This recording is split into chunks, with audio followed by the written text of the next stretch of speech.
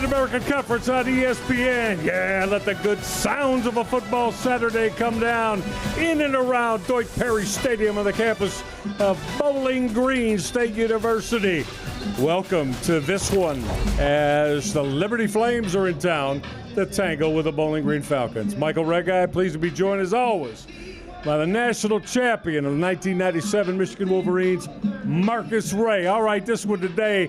Marcus, everywhere we go, there's veteran quarterbacks that are playing in multiple programs that look to start out on center stage extremely well for their latest program. That's the case today, and we'll start with the Liberty quarterback, Ethan Vasco. Ethan Vasco, the Coastal Carolina transfer by way of Kansas. They like to run the spread option with him out of two backs. You see he can get it done with his feet, but he's been playing well through the air. You see the numbers on the year, Mike. Keeps his eyes downfield. He has a lot of playmakers. The one thing they want him to do is protect the football. He got up to a slow start last week versus Jacksonville State, but he played the game throughout, stayed competitive. They just got behind on the scoreboard. But on the flip side, Bowling Green has a veteran quarterback of their own, Drew Pine, making his fourth start at a different school, in as many schools. You see he has playmakers as well. You see his numbers. He completed 80% of his passes. So the coaches were pleased with that. If Bowling Green can run the football, use some play action, get the ball to Johnson, Drew Pine take a lot of pressure off him, it'll be interesting to see. All right, just about ready to go here at Dwight Perry Stadium. Great to have you with us. The Liberty Flames are going to get their hands on the football first. Now you see the weather situation, 77 degrees, partly cloudy. No real chance of rain expected throughout the course of this one. And we're delighted you're here. Both these football teams coming off losses, Marcus Ray, as we take a look at gentleman who's very prominent here in Ohio as an All-American running back with the Ohio State Buckeyes, and of course then an All-Pro as a Tennessee Titan in the NFL, Eddie George, in his third football game as a head coach of the Bowling Green Falcons. Liberty to get their hands on the football first, settle back and enjoy, and we are underway. And for the goal line for Liberty, real strong return for Julian Gray, the running back, as he powered his way out over the 30-yard line. So real good operating position after the Julian Gray return. Marcus and I told you about the veteran quarterbacks, both of them, in this football game. And again, Marcus, it's like a given each and every week. There's going to be a veteran quarterback that we see who maybe is in their second, third, fourth college football program. And that's no different for Ethan Vasco, who's also played for Kansas and Coastal Carolina in his college career. Vasco is going to keep the football. Got some room outside the numbers before he got knocked down, and very close to a first down. We'll see about the spot as Bowling Green got the hit out of the secondary from Jalen McClendon. Well, you're going to see some quarterback run out of this offense. I mean, they're a spread, triple option kind of feel who can still open it up and go vertical. But you're going to see a lot of 21 personnel, two backs, one tight end, and quarterback run from this offense. Yeah, Marcus, it's not something we see a lot, 21 personnel anymore in this game. As that second down carry should move the sticks, and it does. So first down there, as that carry came from Julian Gray. All right, let's take a look. Third time these two teams have met. 2 seasons ago, Liberty with a 10-point win over Bowling Green, and it was way back in 2003 that Bowling Green rolled on the Liberty Flames. So Liberty with a football, and again there's that two-back look at gunning that in route. That's hauled in, and now the football's out. It looks like Bowling Green has got it. Ethan Vasco delivered a shot. Reese Smith made the catch, but Marcus, he coughed it up, and Bowling Green's got the first turnover of the afternoon. Yeah, that's a big play for Bowling Green's defense. Be able to create a turnover, something they weren't able to do a ton in the first 2 games. But I like the play call. Actually, it was a wide open pass there. Ball gets jarred loose. Pascal and We saw this last week with Liberty. They started off on their first drive, turned the football over, then they threw an interception at the end of the quarter. One of the things they told us, they wanted to start fast. They wanted to get out. Obviously, when you turn the football over, as you take a look at Drew Pine's numbers, 76 completion rate on the season. That's a high clip. Couple of good first weeks. Now they're going to run that inside reverse. Kadaris Roberts, the senior, also played at Stetson and Tennessee State.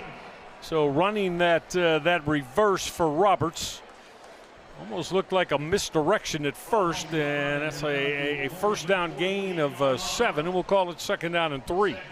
Yeah, you see Eddie George. He really likes his plethora of running backs. Roberts is one. He averaged 6 yards a carry, 5.5 last week. So you're going to see Roberts, Petaway, and a few other guys back there. Now Pine on that roll right, and that throw is incomplete. Wanted R.J. Garcia, the wideout out of Tampa, Florida. So this first third down of the afternoon. So taking a look at the numbers, Marcus, it'll show you a lot of similarities between the two in week 3 here. Yeah, points per game, points allowed, total plays run. Well, both of these teams are run first. And they played 2 different type of schedules. Obviously, when Liberty played Maine, they start off a little slow, but they was able to win that game, though. And Bowling Green won the second half last week against Cincinnati after being down. All right, this is 3rd down and 3 now with a pair of backs. First down, Bowling Green. They ran that power, and out of that eye was Chris McMillan. There's McMillan. He wears number 4. A young man out of the state of Georgia. Started his career at Northeast Mississippi Community College. You want to see McMillan, and Eddie George told us at some point one of these backs are going to become the lead guy. Right, yeah. Right now they're doing it by committee. So you'll see a few guys still auditioning for that starting role. There are 4 backs getting an opportunity for that. McMillan there on that carry, and defensively, Liberty got all over that. That first hit came from one of their linebackers making that hit. And it looked like it was Jalen Rock. Rock is a 5th-year senior. Will step up and into that second level as a linebacker. So 2nd down and 8 after McMillan got a couple. First drive for Drew Pine in Bowling Green. Stay on the ground, outside the numbers, getting the corner turn. Chris McMillan showed that strong step to get to the edge, Marcus, and turn that corner. Yeah, a little outside zone play. Good blocking on the perimeter there. You'll see it here to the right of your screen. Those offensive linemen moving in concert. That's a guy you want to get on the edge. See, Liberty struggled against the run the last 2 games. Yeah. And so you're going to see Bowling Green make a conscious effort to run the football. But Liberty has to tackle better. That's one of the things they gave up more than 100 yards after contact last week. We'll absolutely keep an eye on that. Off play action, gunning that strike is Drew Pine. Move the sticks again. Close to 15 yards as he hooks up with R.J. Garcia. Garcia came to Bowling Green after playing at Kansas State. Yeah, when you run the ball pretty well, then you can run play action. That's what Bowling Green did there. Gave a little counter look, lineman pulling in. They were in pass protection, and Garcia, man, is probably their most polished route runner. And he's a very productive guy. So far, 7 catches for 67 yards coming into this game. We'll keep close tabs on this Liberty defensive unit as that play got short-circuited. First start, number 55, offense, 5-yard penalty, first down. That's Ron Edwards, the gentleman wearing the white hat. You'll hear from him when calls are needed today. So that's going to cost Bowling Green 5. We were discussing Liberty and Marcus, one of their co-D coordinators, Kyle Krantz. He told us this week they played very well defensively in week 1, but in week 2 we just didn't tackle against Jacksonville State, and it cost us. Pine going to check that down. That's a strong one-on-one tackle there, as no room for Kadaris Roberts to get going in on that hit for Liberty. His linebacker Ethan Crisp, 235-pounder, out of the state of Tennessee. That was a crisp tackle. That was a lead swing there, and Petaway didn't get a very good block on Chris. He was able to get off that and make a play. But Bowling Green wants to start faster too offensively, and they weren't able to finish drives a week ago. They were able to cross the 50 4 times and come out of there with 0 points. 4 wide receivers now at the top of your screen. That quick throw from Drew Pine connected with Kadarius Roberts, but again, coming up with strong anticipation out of the Liberty secondary. That's Dexter Ricks, a junior out of the state of Georgia. Watch Ricks get up and get on that hit. Yeah, that almost was intercepted. That was a nice job of Ricks getting off a block, first of all. Middleton did not hold his block very long. Bowling Green wants to try to get the ball in space to some of their playmakers, but they have to block better on the perimeter. And again, going back to co-DC Kyle Krantz, he knows that Bowling Green wants to be very physical in the run game. So he emphasized to Marcus and I, we've got to stay consistent in the way that we look to line up and finish plays, make tackles. They were not happy with it in the loss last week. All right, we get a timeout. Bowling Green with his first timeout. We're about 6 minutes in. Bowling Green on the move. Looking for the first points of this afternoon at Deutsch Perry Stadium.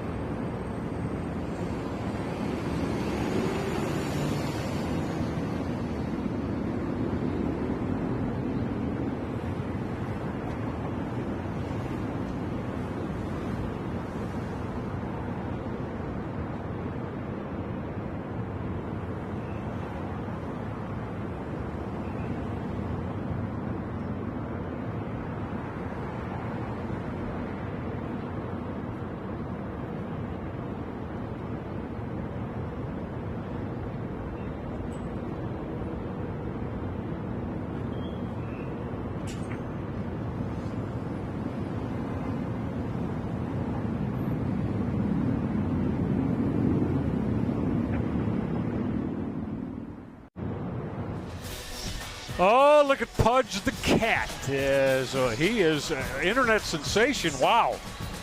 Every time I looked at something that I thought was connected with Bowling Green football this week, I saw Pudge. As he has, now look at him, he's got his own fun sticks and costumes that the Bowling Green students are rocking with. Drew Pine is hopeful that kind of starts to get their offense rolling too, as in putting a lot of points on the board. Bowling Green, as we mentioned, trying to bounce back from that loss last week down in Cincinnati. They got beat by the Bearcats 34-20. Drew Pine, and this is now a 3rd and 16. That line to make to keep this drive alive is all the way down at the 14-yard line. 3rd and 16 with 5 receivers. Pine will trigger. Went through the hands of intended receiver Reese Stocksdale. So let's see what Eddie George has got in mind on 4th down here. And it already looks like he's got that kick team out. This is Jackson Cleather. Cleather, the field goal kicker. Marcus, you and I were watching him pregame. He was pretty consistent from 53 all the way up to 58 yards as we checked him out going through his warm-ups. Yeah, a couple of weeks ago he knocked in a 56-yarder against Lafayette. So they feel very comfortable with his leg and his range in this area of the field. Right hash, it'll be from 48 yards. Oh, he's got a lot of leg.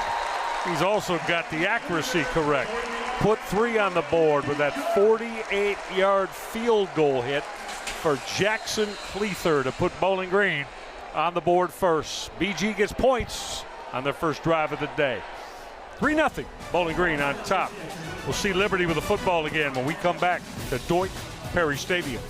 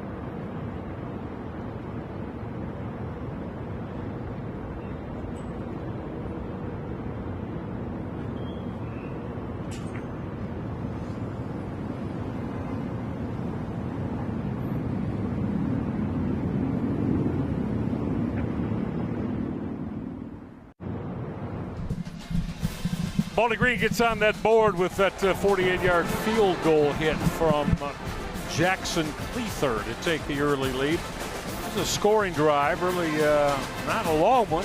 Went 29 yards to get him on the board, but put points up they did as Eddie George's football team on their first drive of the afternoon. A couple of years ago, the Bowling Green Falcons were handed a setback as the current head coach of the Liberty Flames, Jamie Chadwell, racked up his first ever head coaching win in the 23 season. I'll tell you a little bit more about that coming up in a moment.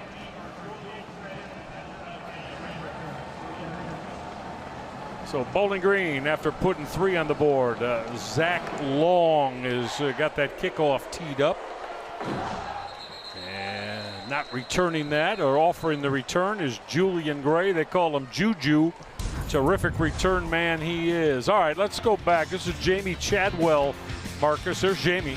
An outstanding job at Liberty, and it was Liberty that got him his first win. They had a really good team in 2023. Won the conference, undefeated, played the Fiesta Bowl. They did a fine job at Coastal, too. Sure he did. And you heard on the call, Mike, I said when I was studying their offense, that triple option, I even took a few pages when I was an offensive coordinator a few years ago in high school. I really like what they do offensively with the option game and running the quarterback. Jamie Chadwell got a kick out of that. Oh, yeah, you told him that. He probably was wondering where I got the film from. Ethan Vasco off the mark on that first throw as now this Liberty offense. Marcus, how do you think as they go into now Conference USA now? Do you think all their success, does that matter? Do you think it's going to continue to apply in Conference USA? I think it's going to continue. I mean, every team is different. You have to recruit your roster as far as the portal. but I think they're very competitive and capable. They just have to. This team has to create their own identity from prior teams. See Bowling Green defensively all over that, running that reverse. Evan Dickens got knocked down as Bowling Green defensively. That's Chris McMillan. See McMillan. Let's check that. Let's check that. That's Gideon Lamprin. We've got a pair of 4s, and that's college football. It happens a lot. Gideon Lamprin. Bowling Green's on defense, a 220-pound junior wearing that number 4. Vasco's going to take a shot. Got a flag.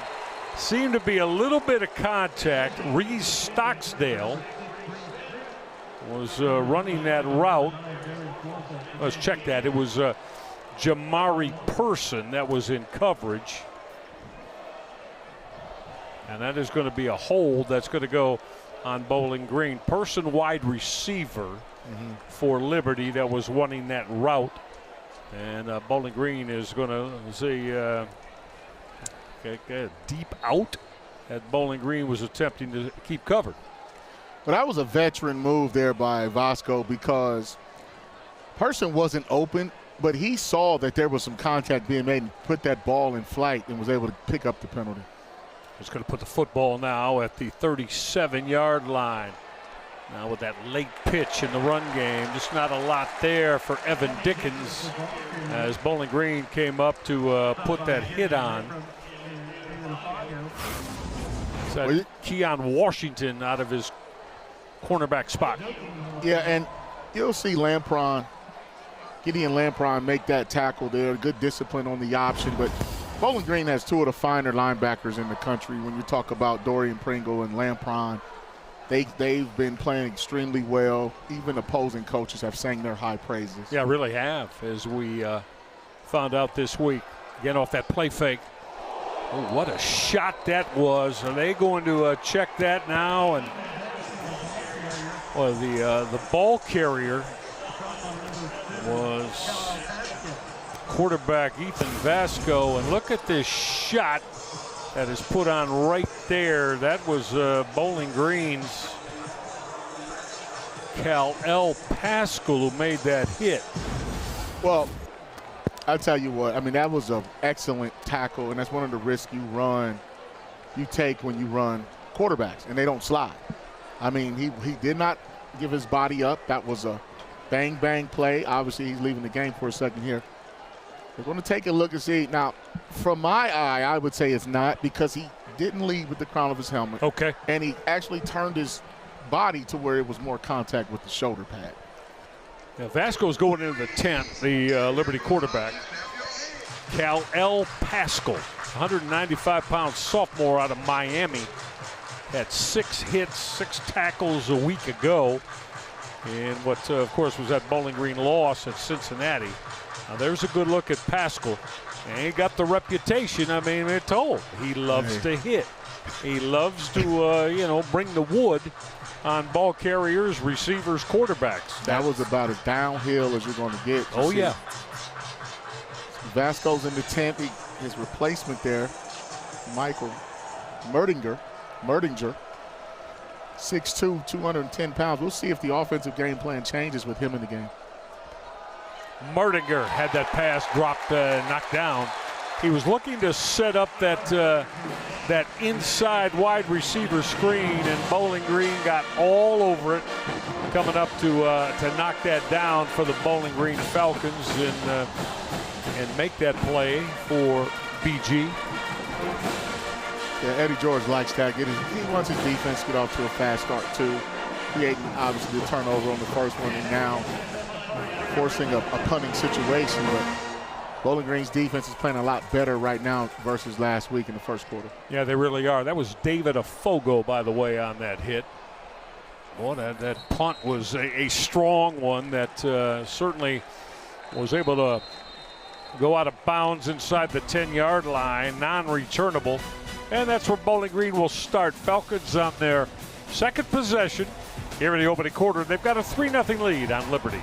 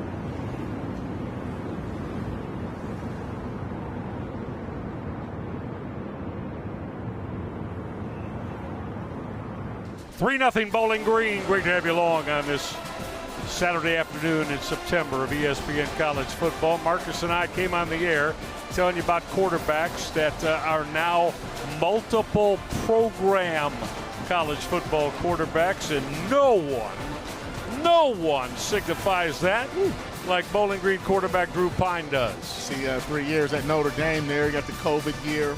He actually still has another year of eligibility, too, because he had a hardship in 2023. So the funny part is he actually started a game at each. Now he got a little wildcat action. Yep. So Pine out wide, that direct snap as Bowling Green's going to run the football. The direct snap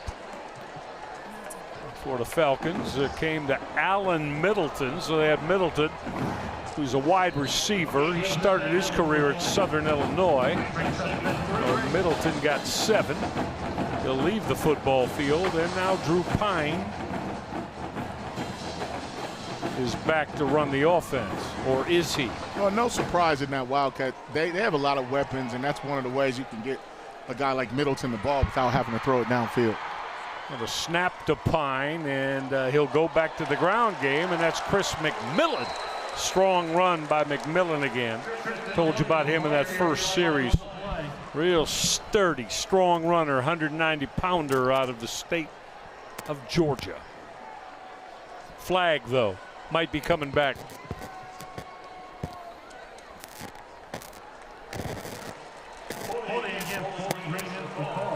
Yeah, we're having a little problem with the microphone of our game referee today, Ron Edwards. That's Edwards there, the man who wears the white hat. We'll see if we can get that squared away when Edwards goes to turning on his microphone to give you the whys and wherefores of calls. 2nd down and 8 for Drew Pine. Pine has got Chris McMillan, the running back, offset to his right, and 3 wide receivers. And this is McMillan on the carry. Got a couple of good blocks from the right side of his offensive line. Well, that veteran center, Marcus, Alex Paget, played a lot of football here at Bowling Green, the senior out of Avon Lake High School, which is a real strong program near Cleveland. Yeah, Westlake area. Yep. Paget's played a lot of football. I mean, this offensive line is the heartbeat, the voice, the leaders of the team. And Eddie George told us that when they got here, they were the most veteran group on an inexperienced team with 49 new players. But running the football, having guys like Paget and Paps and those guys up front really make a difference. That really does. All right, 3rd down and 4 now for quarterback Drew Pine. He's going to motion Chris McMillan. Pine will gun that out route. It was deflected and almost picked off. Well, it's the 2nd time Pine's pass has been deflected.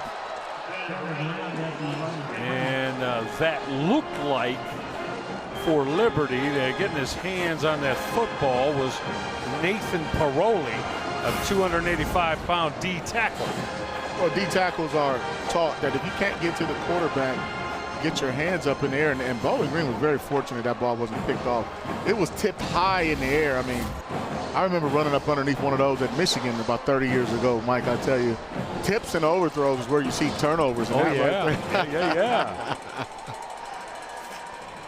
I think I remember you running up under a few of those and coming up with strong defensive plays.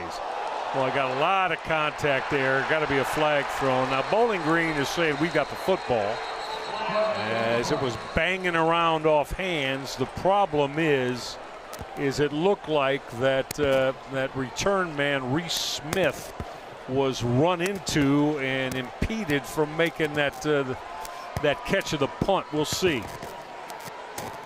Yeah, what'll be interesting to see if the defender got blocked into Reese. Catch interference. We are working diligently, I assure you, to get the mic situation with Ron Edwards, the referee, cleared out. And we'll continue to work at that. Right there. Stocksdale looks like he was down in one covering on that mic. And probably got a nice little gentle push in the back, too, to get a little extra momentum.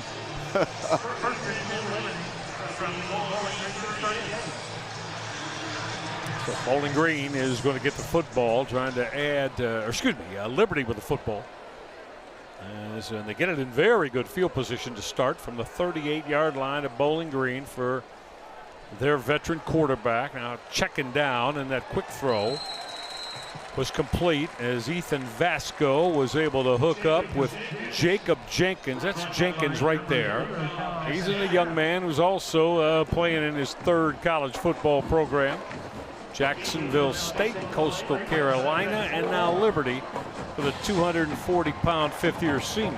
Yeah, when Coach Chadwell and those guys came over from Liberty, they brought some of those guys that went to Coastal or who were committed to Coastal at one point and went other places. Yes, they indeed did.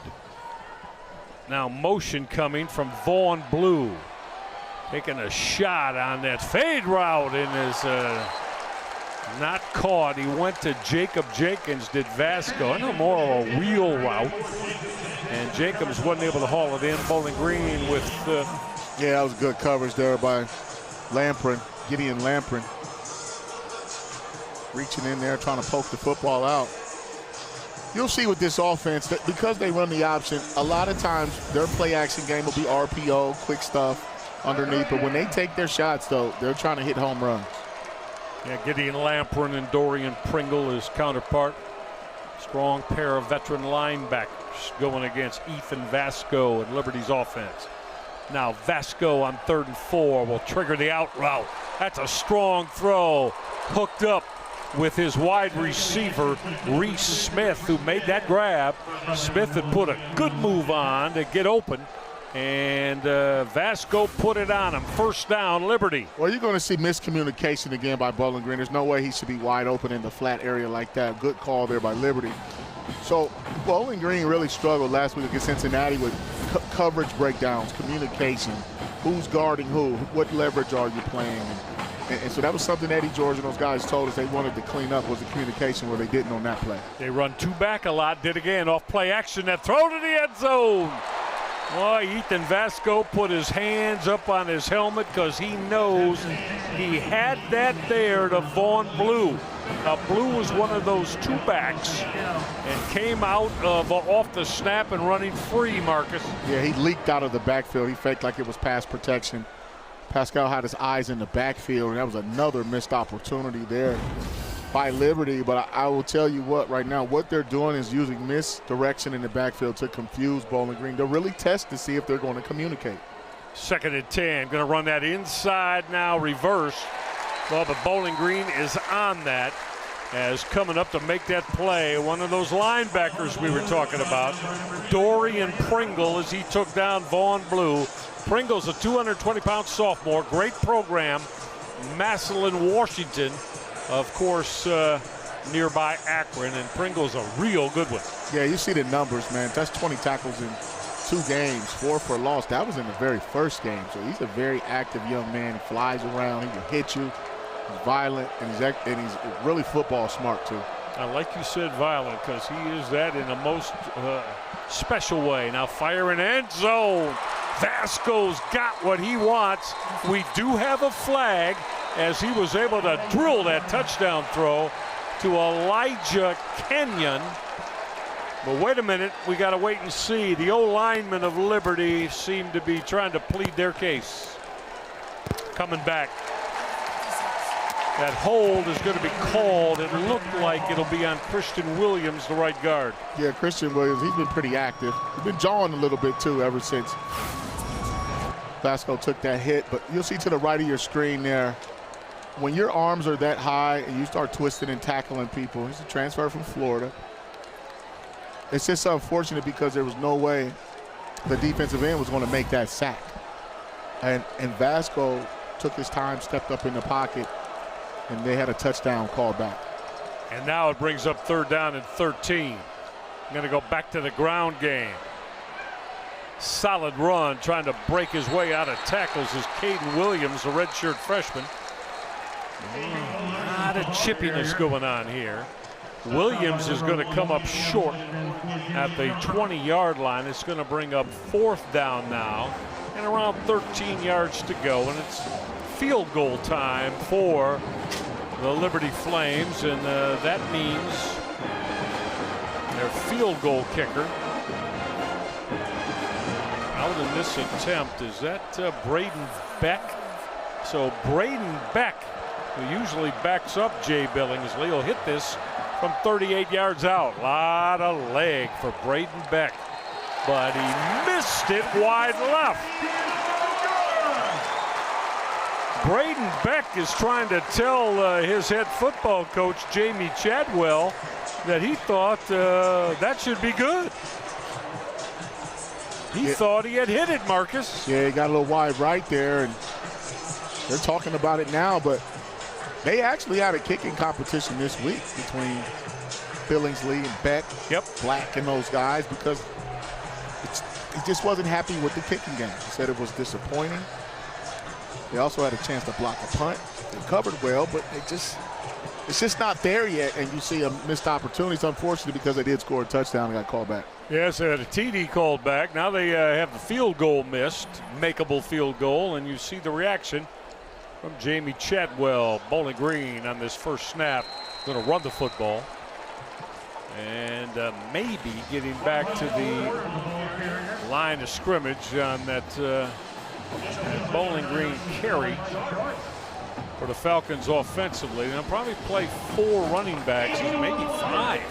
As we said, that's Cam Petaway on that first down call.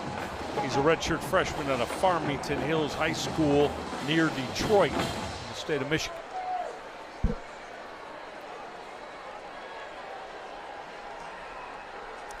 Jiron Johnson, the tight end, went in motion. They wanted to get Johnson the football, but Pine's throw was broken up.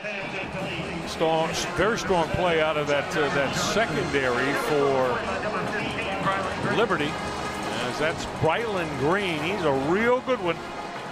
Middle of the field, they tell us, was where he excels, Marcus. Extremely athletic. We saw it right there. Yeah, if he didn't have that cast on, that could have been a pick 6. He was an All-American as a sophomore, a ball hawk, and he was not fooled and broke on that pass play to Jiron Johnson. 4 receivers now for Bowling Green on 3rd down and 9. They've got Cameron Petaway offset with quarterback Drew Pine. Pine to put it up. Pressure. Pine with a lot of green in front of him. Drew Pine, first down and a lot more. Boy, that left side of the football field just opened up huge for Drew Pine, and he took advantage of it. Yeah, that's a pass rush mistake when you run past the quarterback. The pocket collapsed. A couple of D linemen got out of the pass rush lane, and Drew was able to escape there. It looked like he was going to be sacked. He actually did that against Cincinnati. He did, yeah. Last week he was able to escape. So if he can use his feet and bail him out, he's definitely going to do it. And Marcus, he's really not known for his running prowess. As he'll go back to the ground game, and Pine will leave it to the running back room. That's Chris McMillan on that first down carry. We got the sense he missed the game against Cincinnati.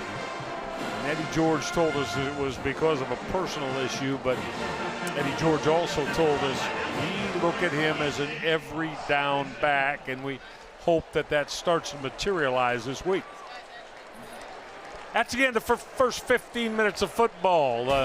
3-0 Bowling Green. Liberty had a TD they thought they had put on the board, called back because of penalty. Don't go away. Second quarter coming up next here on ESPN.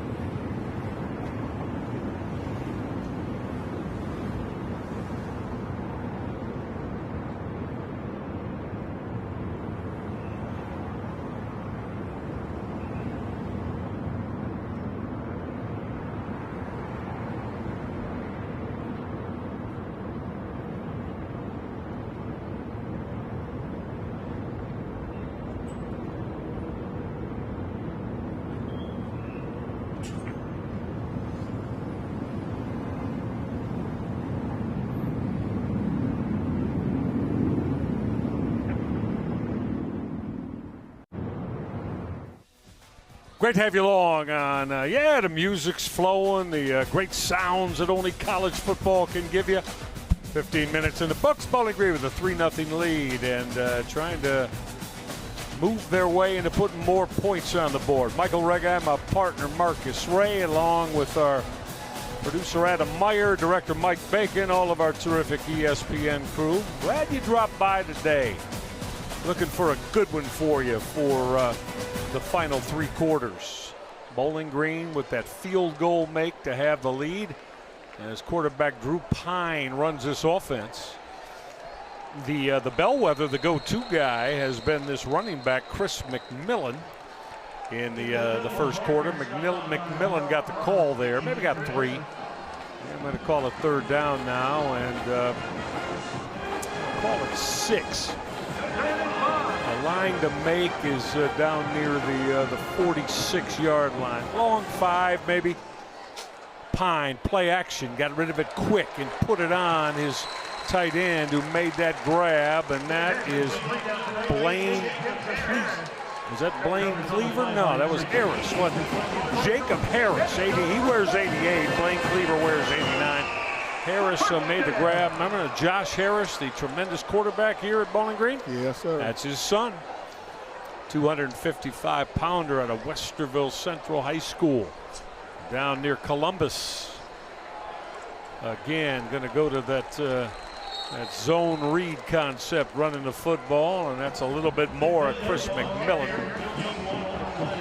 This Liberty defense, as we talked to them this week, Marcus, they laid no doubt in knowing that they would have to find a way to curtail this Bowling Green run game, as their co-defensive coordinators Kyle Krantz and Skylar McGee both told us we don't do that, meaning get the run game of Bowling Green in check. Might be a long afternoon for us. Pine, a lot of time, pulled that football down and got tripped up as he went down at the 41-yard line. Well, they gave up 338 yards on the ground, and it was a combination of quarterback run, missed tackles. They played against a great running back. So I'm quite sure all week they really focused on stopping the run, and they're playing a lot more physical up front, too. As a couple plays ago, Donovan Dozier made a great tackle there on 1st down. So I think for Liberty, it was a gut check. It was okay, if they're going to beat you, but at least play tough. Make them beat you by being physical. 3rd and 9. Pine needs a play for Bowling Green offensively. Well, that throw on that in cut was broken up. It was intended for Kadaris Roberts, but how about the defensive play for Brylan Green? Again, we did last Bowling Green possession. We said they told us they believe he is as excellent and as strong as any DB in the country in the middle of football field. Yeah, he's sweet. He can cover. He can play safety, zone, man, cast on. It doesn't matter. That was a coverage expose there by Liberty because no one got any separation. And Pine went through all of his progressions, and they still were able to get a pass breakup. Well, they really liked their secondary, and you saw why right there. John Henderson to hang that punt high.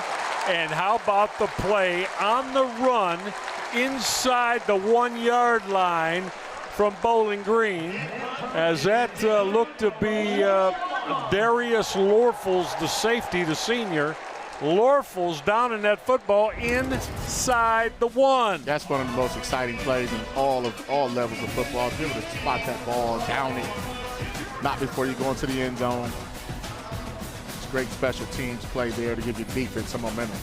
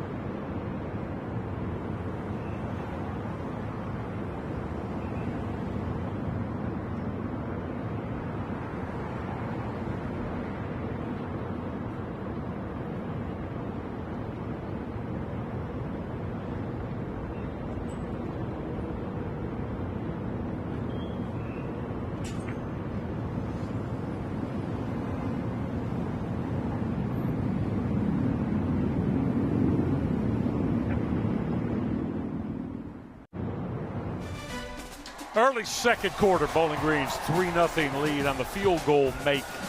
And the opening quarter still standing up. And that was a terrific downing the football by Darius Lorfels of Bowling Green. All right, next Saturday, a lot of action for you on the ESPN family of networks. Look at that. Those are UNLV in Miami from down in Oxford.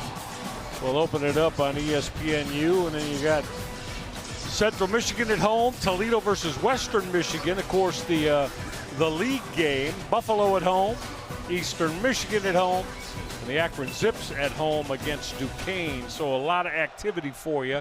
You check your local listings for all of that on the ESPN family of networks. Looks like we got movement before the snap. I don't know what can it, maybe a foot? Yeah. And it looks like we now are going to hear from our white hat, which is always good news, Ron Edwards. Got his microphone situation squared away. The football in the shadow of that goal line.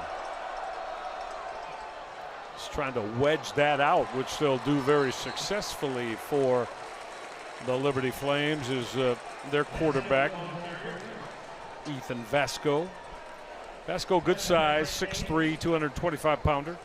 Has played at Kansas, has played at Coastal Carolina. Now Jamie Chadwell's got him here for the Liberty Flames. Well, a lot of times you don't try to get the first down when you're backed up that far. You just want one or two chances to try to take a shot, and then you have room to punt the ball. On 2nd and 5, Vasco in the end zone. Going to gun that route. Out route, and that is hauled in. Making the catch was Jamari Person. There he is, 200-pound junior. Played at Colorado State a year ago. First down, Liberty. That was a good route there. That was a good recognition by Vasco to see the off coverage. A lot of times you get a pre-snap read like that, Mike, and if they like it, they'll throw it, even if it's a run play. So that was a good decision there. Bowling Green needs to tighten up their coverage a little bit. Vasco again will get it out of his hands quickly. One of the speed backs for Liberty is Julian Gray. They call him Juju. And they run him out of the slot a lot. And Julian Gray, the fifth-year senior, plainly said, Marcus, Jamie Chadwell and his offensive staff told us we're better when we get the ball in his hands and let him go to work for us. Yeah, they proved that last week. He had a big one. Right up the sideline on a wheel route, scoring a touchdown. He's very explosive. Former receiver, lines up at running back, but still plays some slot. Vasco on 2nd and 9 on that half roll. Well, that throw was in a very crowded window, and it was hauled in by Reese Smith. How about that throw into tight coverage? Put that big star next to Ethan Vasco here. I mean, watch him thread the needle. Good protection on the sprint out pass. He threw it only where his receiver, Reese Smith, could catch it. Right on a dime, too. That was an excellent throw and great catch. So Ethan Vasco showing you some of his throwing traits on the move. Now Vasco pulled that football out. Kept it on that zone read concept. Strong first down play as he got about 7. What makes Liberty's offense a little unique and unusual is that they do run the triple option, and that's what they ran on that play there. And if you don't see it every week, you only have 7 days to prepare for it. Sure. Yeah. And so most people run some of the same concepts, but even when they came from Coastal, they can get into some triple option type looks, and you have to play disciplined football, and it's hard to prepare for it. No question. So give Vasco officially 6 on the 2nd down and 4 snap for Liberty. Go back to that quick run game. That's first down. Powering his way in Bowling Green territory is Evan Dickens. Dickens is a 195-pound redshirt sophomore.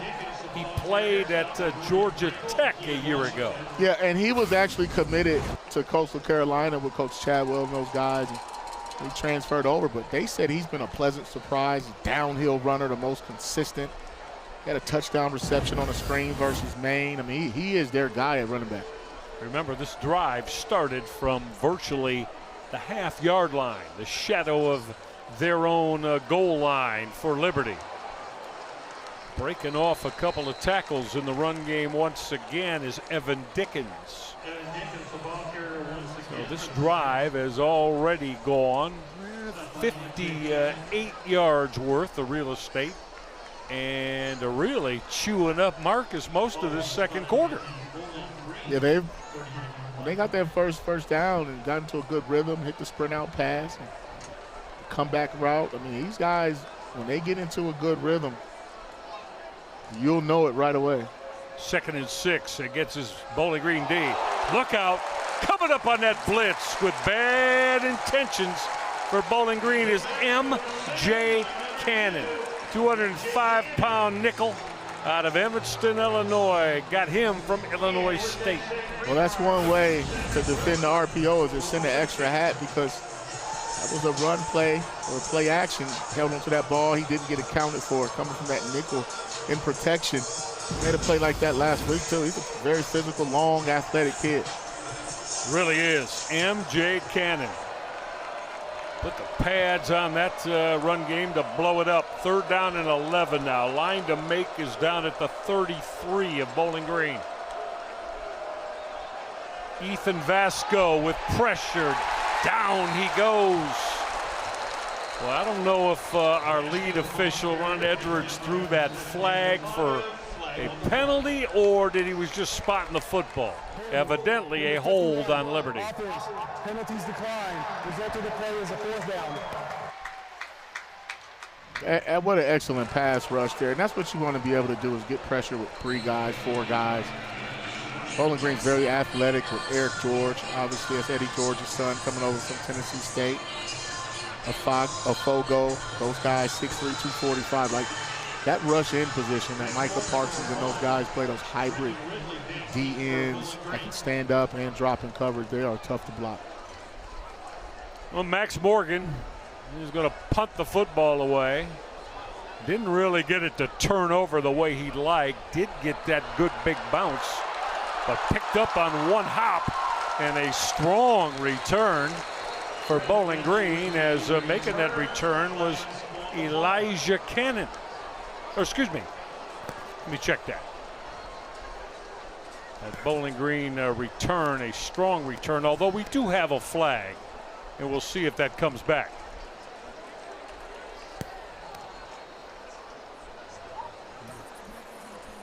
It's Brennan Ridley on the Bowling Green return, but now will it stand?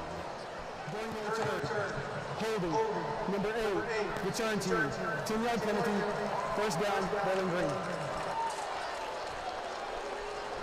Well, that strong return is not going to stand. They're going to back this up. We'll see where it's spotted for this Bowling Green offense. Falcons got the football again. We're beyond the halfway mark in quarter number 2. Bowling Green with a 3-0 lead on Liberty.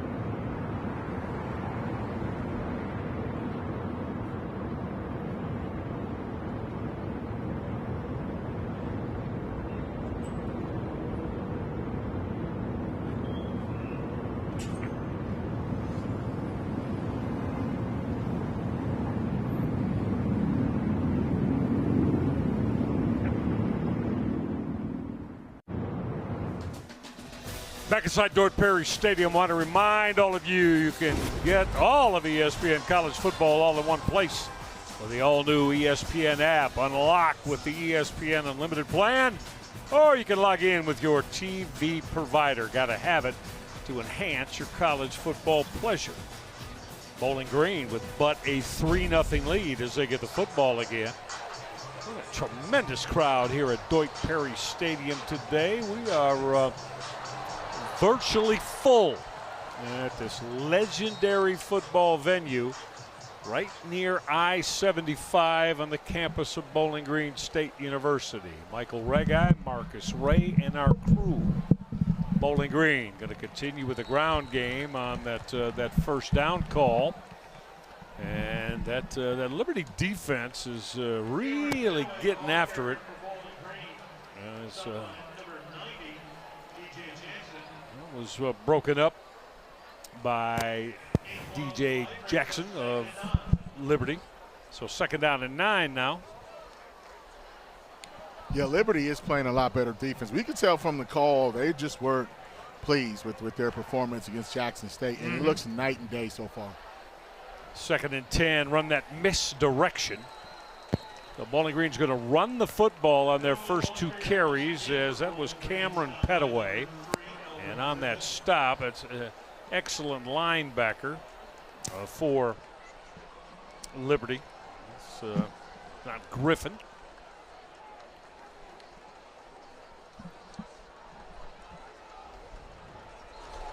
Third down is 6 now as we come inside the 6-minute mark. Very low scoring defensive battle, but both teams shot themselves in the foot with penalties and, with turnovers and field position.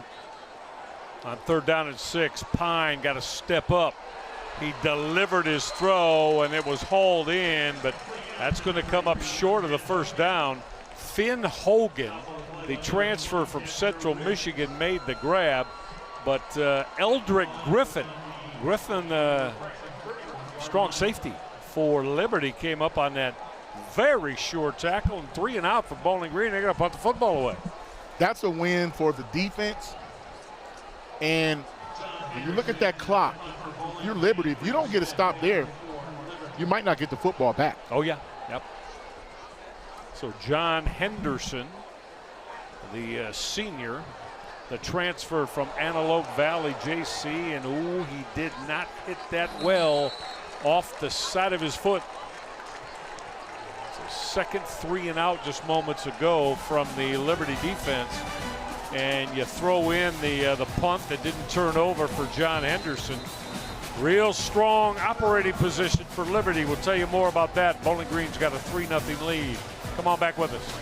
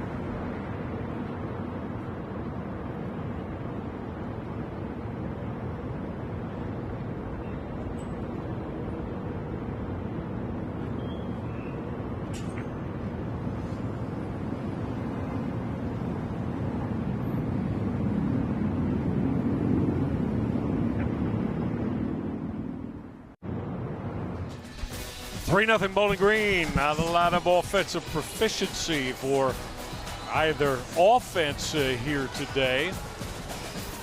Another quarterback on the move. Yeah, Marcus, it's been quite the ride for Ethan Vasco in his college career, you know? Yeah, you see it, Kansas, Coastal. Anybody that's in that Coastal bracket, Coach Chadwell and his guys had his eyes on you when he was there and his staff. See if Ethan Vasco can get anything rolling here. Jamie Chadwell said he's shown improvement all throughout fall camp with competing and want to take the offense in control. Going to get a flag there and probably a horse collar as Chadwell saw his quarterback get taken down. That's Eric George, the son of head coach Eddie George, and he's asking his dad to maybe challenge that and take a look at it and see if Eddie George wants to. Yeah, they just took the flag back and said there's no penalty for a horse collar, and so they're going to get credited for the sack. Big Eric, man, 6'3", 285, good athlete, came over from Tennessee State. I am to assume, partner, it's early in the season for officials as well, huh? Oh, yeah. You always want to err on the side of safety, though, Mike, right? Yeah, I understand. It's just when you throw flags and then go immediately pick it up, I don't know. I'll just go with what you just said. Err on the side of safety and caution. A strong run there for Liberty as they got their running back Vaughn Blue out on the edge. I probably shouldn't have reminded him of that play. That was that time where Christian Williams, the tackle, he got out, Mike. They ran a triple option right there. That's the same play I was talking to offensive coordinator Willie Korn about. And you know what's funny is Coach Chadwell said, maybe we need to run the option some more because we haven't been very good. That's right. Yeah. You prompted him, partner. You prompted him. Third down is short now after that strong run by Vaughn Blue.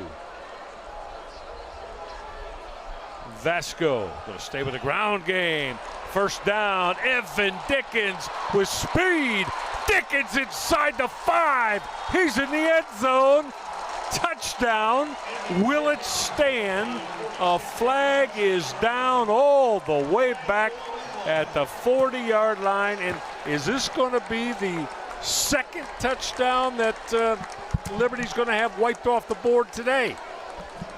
Yeah, we're going to get a holding penalty. It's unfortunate, too. That was a great run, but the hold may have been the block that sprung the run once we take a look at it here after we get the call.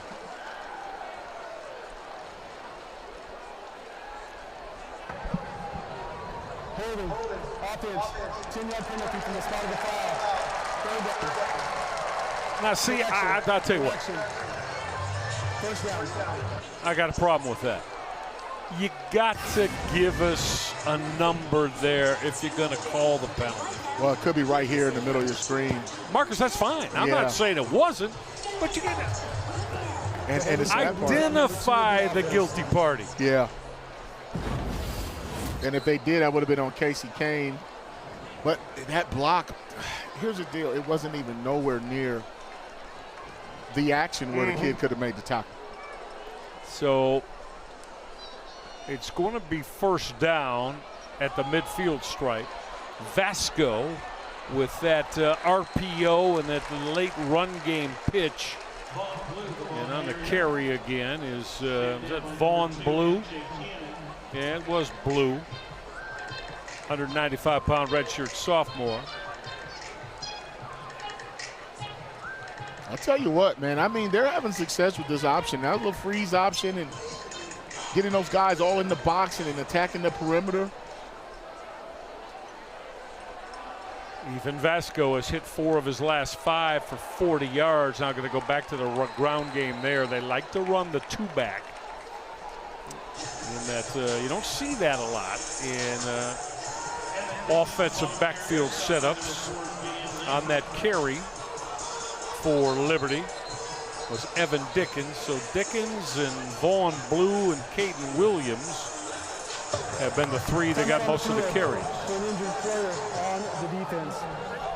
We do have a Bowling Green defensive player down. It looks like McClendon, number 8. cornerback. Yeah, it is Jalen McClendon being attended to. Bowling Green has played, better defense too. Last week, Mike, they gave up 439 yards, 8 per play. Gave up a lot of explosives. The Liberty's coming into this game feeling like they should be able to have some opportunities to hit some explosives in the air and on the ground. Unfortunately, they did. Both of them got called back. Drive killers, as Jamie Chadwell said. So Jalen McClendon will have to come off the football field for a snap at least.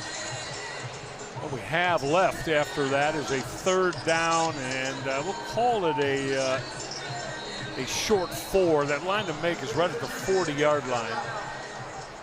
As quarterback Ethan Vasco, this redshirt junior out of Chesapeake, Virginia, looks to get Liberty on the board, and now it looks like Eddie George and Bowling Green are going to take this timeout. We got a chess match going on here. You got the two-minute timeout, injury timeout. Oh yeah, it did come down to the 2-minute mark. Still not used to in anything but the NFL, a 2-minute timeout, Marcus Ray. I'm going to have to set my my guidelines differently here. We'll be right back to Deutsch Perry Stadium.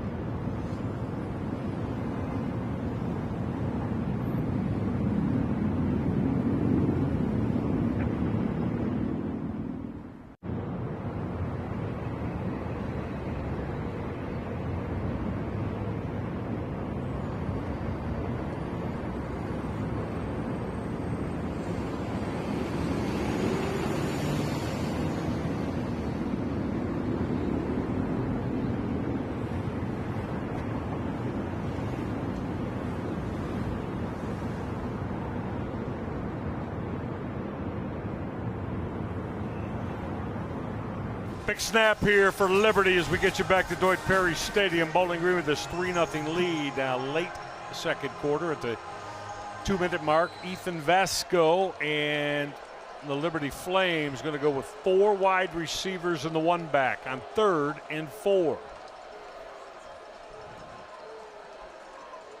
Long count, Vasco. Looking to put it up against pressure. He got picked off. He was trying to gun that throw to Reese Smith, and Kadarius Roberts. Marcus Ray said, nah, my football. Outstanding, reading the quarterback's eyes.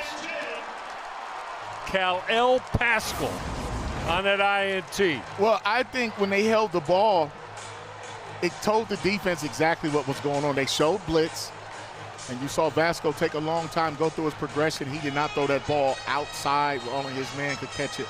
What a great break on the ball by Pascal. He's the same guy that came up and laid the lumber. That was a big-time interception. In the 2-minute offensive situation at midfield, that was big time. So, partner, if you're Jamie Chadwell, the head coach of Liberty, you've had 2 touchdowns called back, and now you're on the move and you throw a pick. Exactly. On an out route. Chadwell got to be wondering. But look at his Liberty defense coming up strong to take down Drew Pine on that sack. He's coming up to make that hit for Liberty. Check that. Darrell Farrar, I think it was Darrell Farrar. Yeah, so Farrar came up and made that hit. Marcus, how would you evaluate or give your comment to Drew Pine's recognition ability here today? You felt there maybe are some things that he's not seeing properly in Eddie George's offense? Yeah, I think it's more pre-snap read, because a lot of times when you snap the ball, you know where you want to go, and if you don't like it, you're going to go the other way. I'm just getting the Phillies hold on to the ball. It's a little too long. That was a covered sack. I mean, they dropped 8. No way you want to give up a sack. When they rushed 3, it was a delayed reaction by young Darrell. But last week, they gave up 4 sacks, and they felt like Drew didn't go. He didn't read the protection right. He didn't understand the hot throws versus blitz. This time, they're making him hold it. 2nd and 15. Now they're going to come and throw that middle screen. Put it in the hands of Kadarius Roberts. Well, I got a flag that's thrown from behind quarterback Drew Pine by the referee, and that usually means that's coming back with a hold. It's just not clean. Neither offense has got into that rhythm to sustain the drive. That's why the score is 3-0.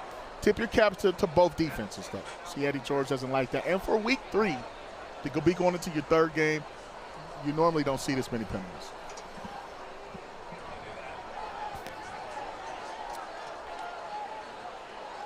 Looking at Jamie Chadwell to see what he wants to do with this.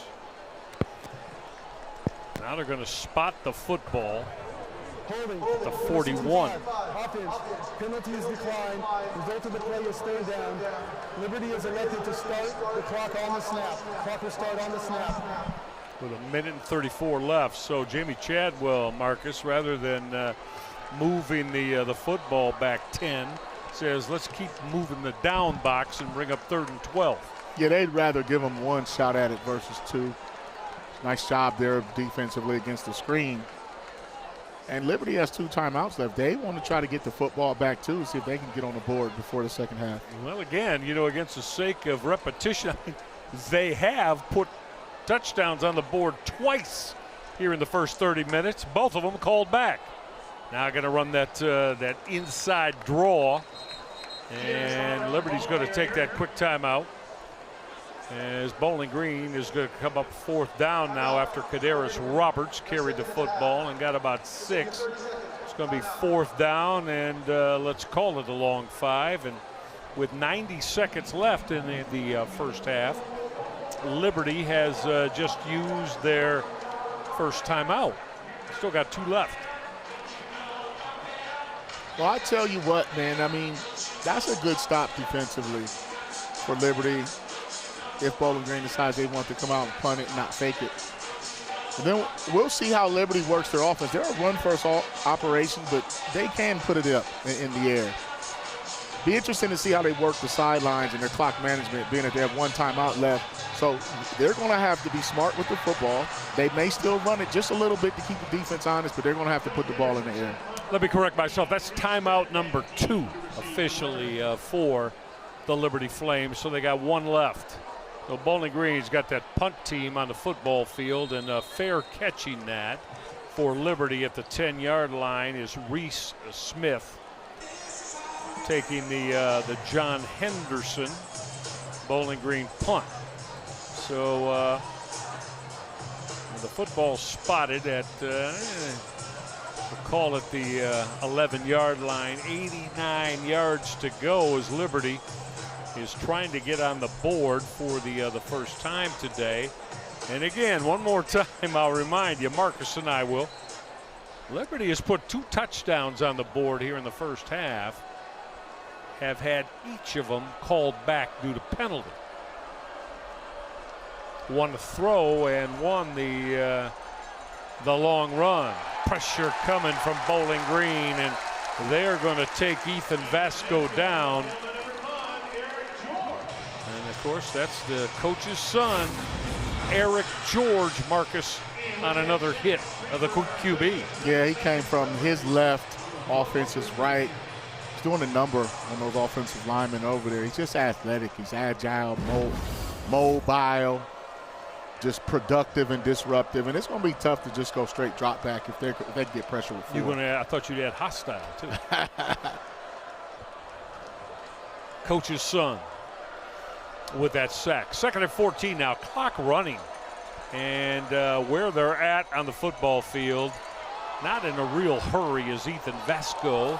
Football came out on that run. Falcons think they've got it. No sign yet from the officiating crew as that football got popped out on the Caden Williams carry for Liberty. Bowling Green again trying to let the faithful here at Deutsch Perry know that they've got the football. Liberty doesn't agree. Let's see.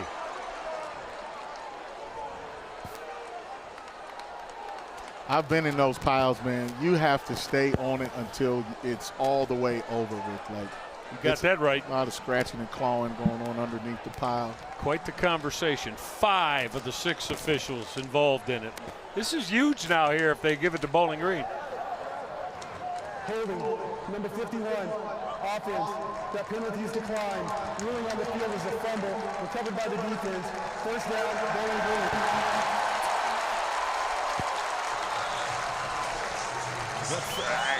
Marcus said the football just had to be flat out taken away. Is it Dorian Pringle?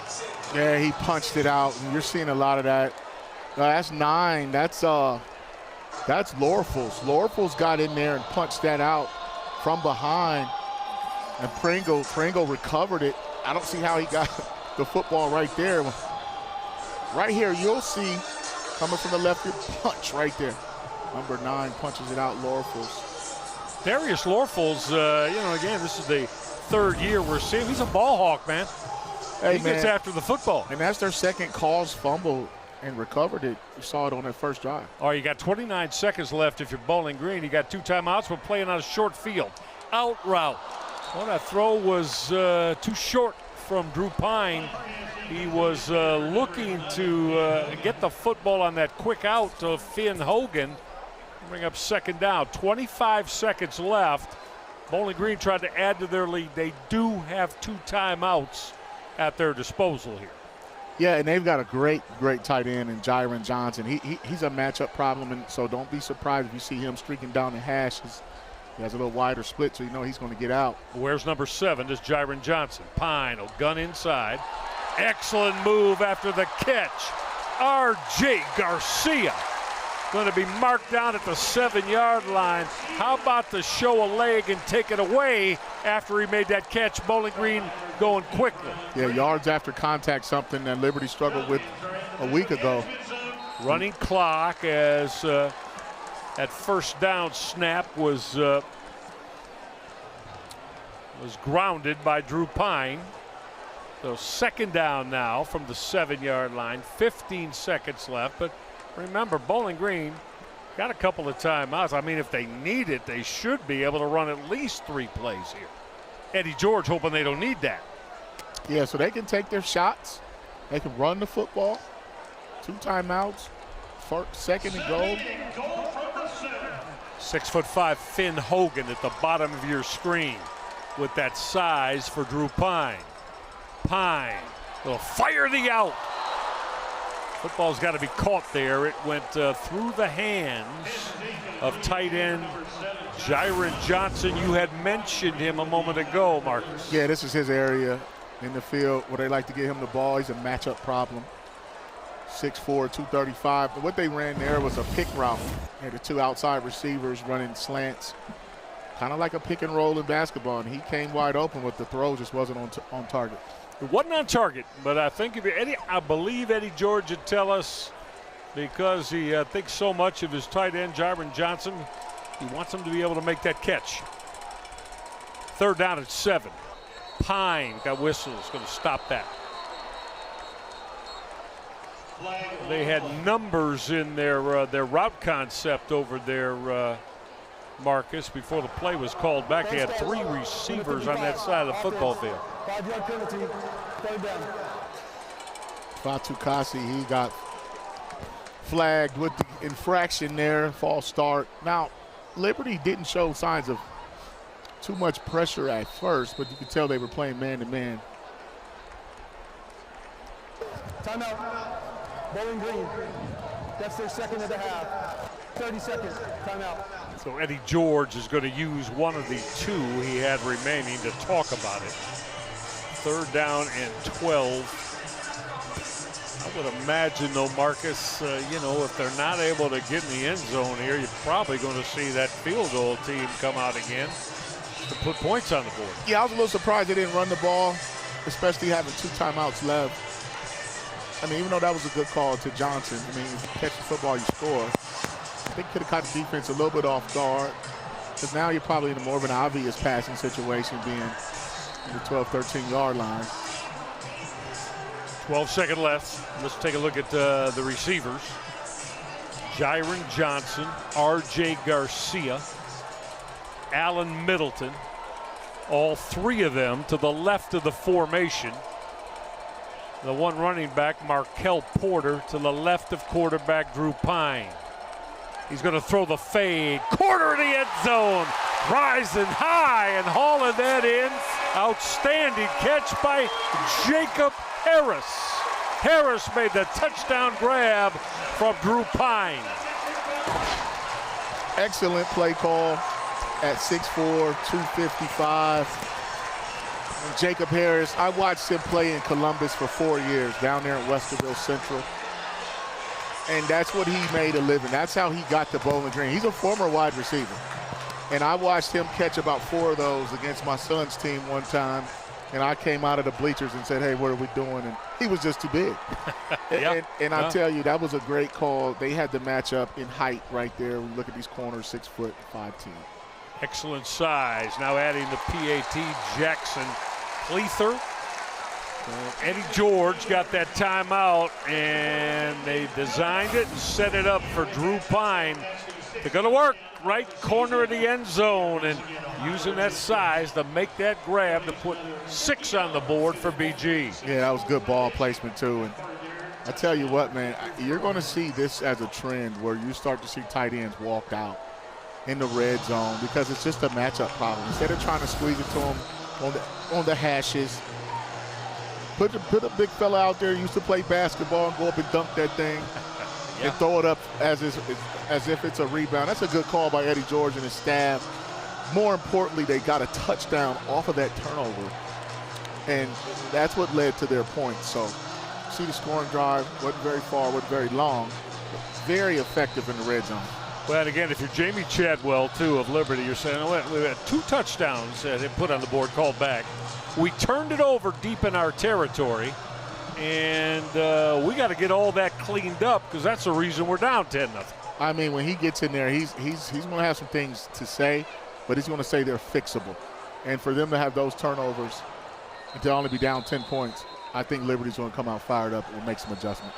Well, that line drive boot was grabbed out of the air by Darius Copeland, one of the up men for Liberty. So now there's 7 seconds left. They do have a timeout. Does that change the mindset of Jamie Chadwell? Does he feel it's in strong enough territory here to start this drive that he could take a shot and maybe with a timeout left hit a play and get the field goal team on the field? It looks like they're going to take a knee in that victory formation. I like your theory, though, Mike. I mean, I think with 7 seconds left, you throw a quick out. I'm a little surprised. And throw a Hail Mary. Yeah. So, the knee is taken by Ethan Vasco. 30 minutes of football in the books.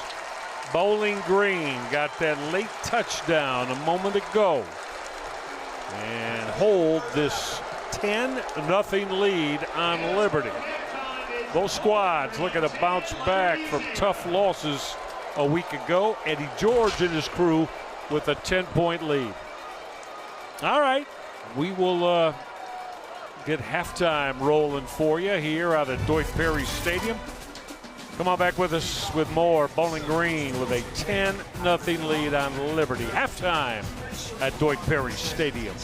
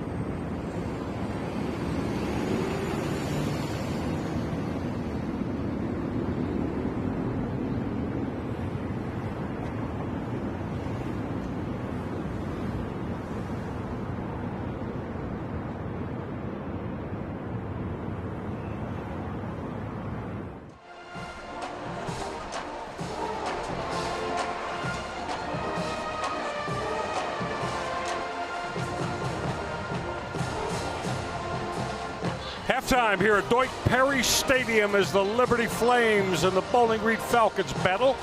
We'll be back with more right after this.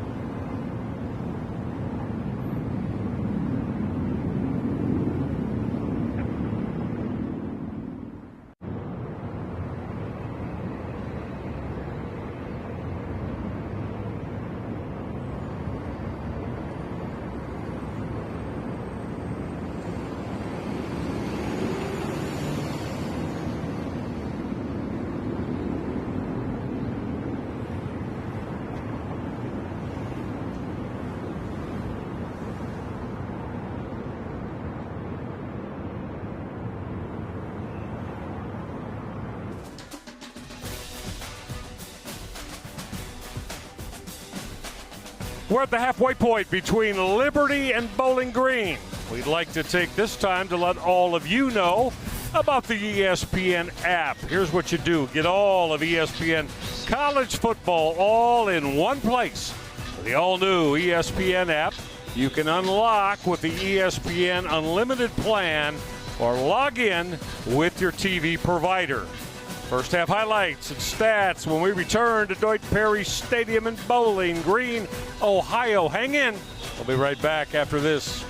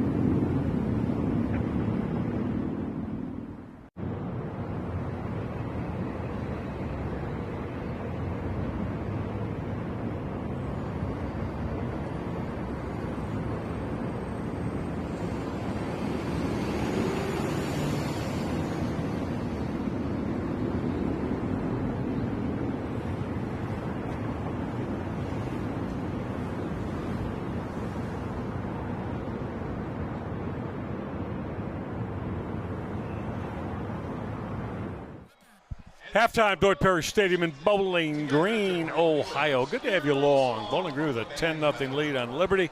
Michael Regai, my partner Marcus Ray, and all of the ESPN crew. Offensively, I mean, Liberty's moved the football, Marcus, and have shown that that hasn't been a major issue, but they have been prone to mistakes that have really hurt them.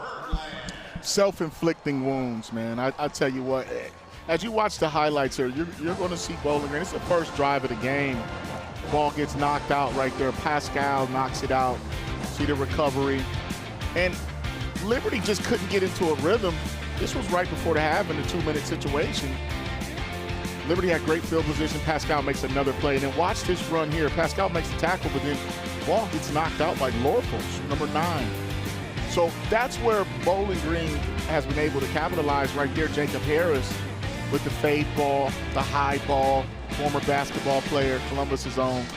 I tell you what, man, 10-0, when you look at those stats, Mike, look at the stats. Flames out-rushing them, out-passing them, totally off. Third down, it's a wash. 3 turnovers, but the penalties is what I've been most disappointed because Liberty had 2 touchdowns called back because of 2 of those 5 penalties. Jamie Chadwell, Liberty head coach. Oh, does he have a lot to discuss with his Liberty Flames here at halftime, as does Eddie George, but George feels better about it with a 10-0 lead.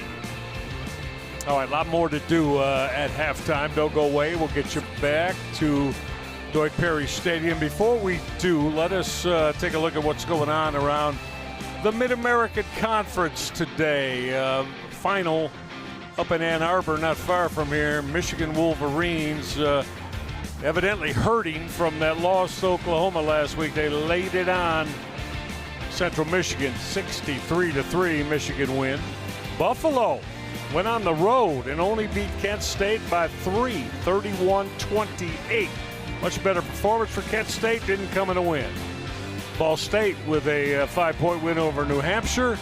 And fourth quarter, and Toledo is just taking no prisoners against Morgan State, just up I-75 at Glass Bowl Stadium. Right here, Eddie George and the Bowling Green Falcons have a 10-0 lead over the very talented Liberty Flames. We'll be right back to Bowling Green.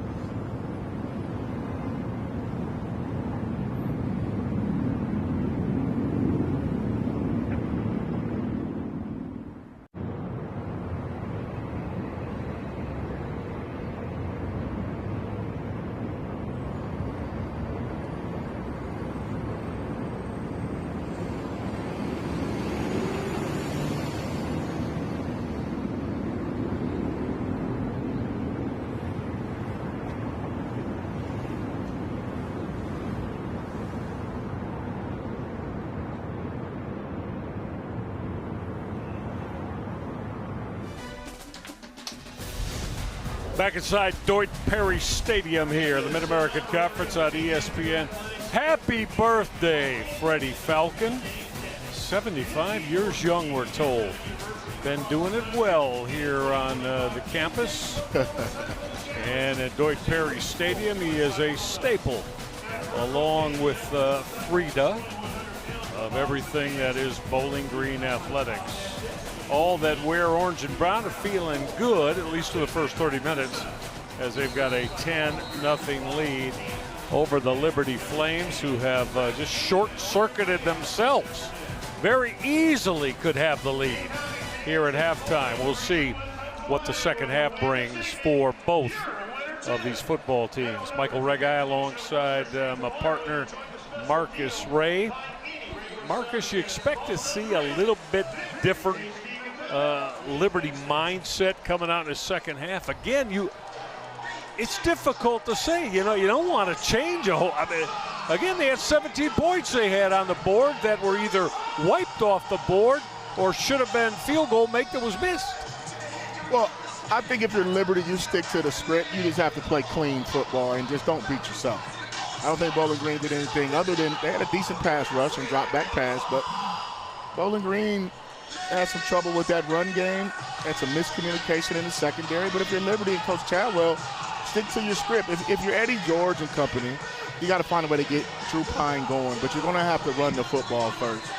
Liberty's defense is playing 1,000 times better than they did last week versus Jacksonville State, giving up 300-plus rush yards. So those are the adjustments I think both teams should make. Stop the run, don't give up any big plays, and don't beat yourself. And away we go here in half number 2. Bowling Green to get their hands on the football first.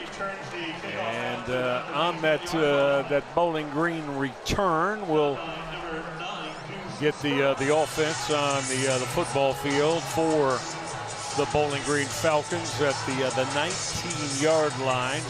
Excellent work from the kickoff cover team. As you get a good look at Bowling Green starting quarterback Drew Pine.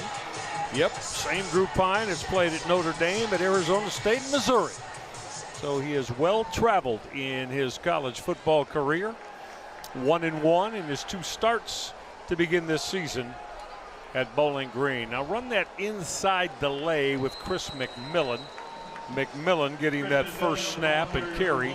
McMillan had 29 yards on the ground and 8 carries in the opening half. Well, that play is exactly what Bowling Green wants to do. Stay in front of the stick, stay ahead of schedule. Positive plays on first down. Then they have to open it up later, use play action. See, last week, Pine hit 9 different receivers. It was a different ball game, though, because they were down 24-3, 21-0. But in a closer game like this, you're not going to see him air it out very much. All right, 2nd and 6 now for Drew Pine behind a veteran offensive line. Probably going to come back at motion, flag down, as Bowling Green keeps the football on the ground in the run game with Chris McMillan.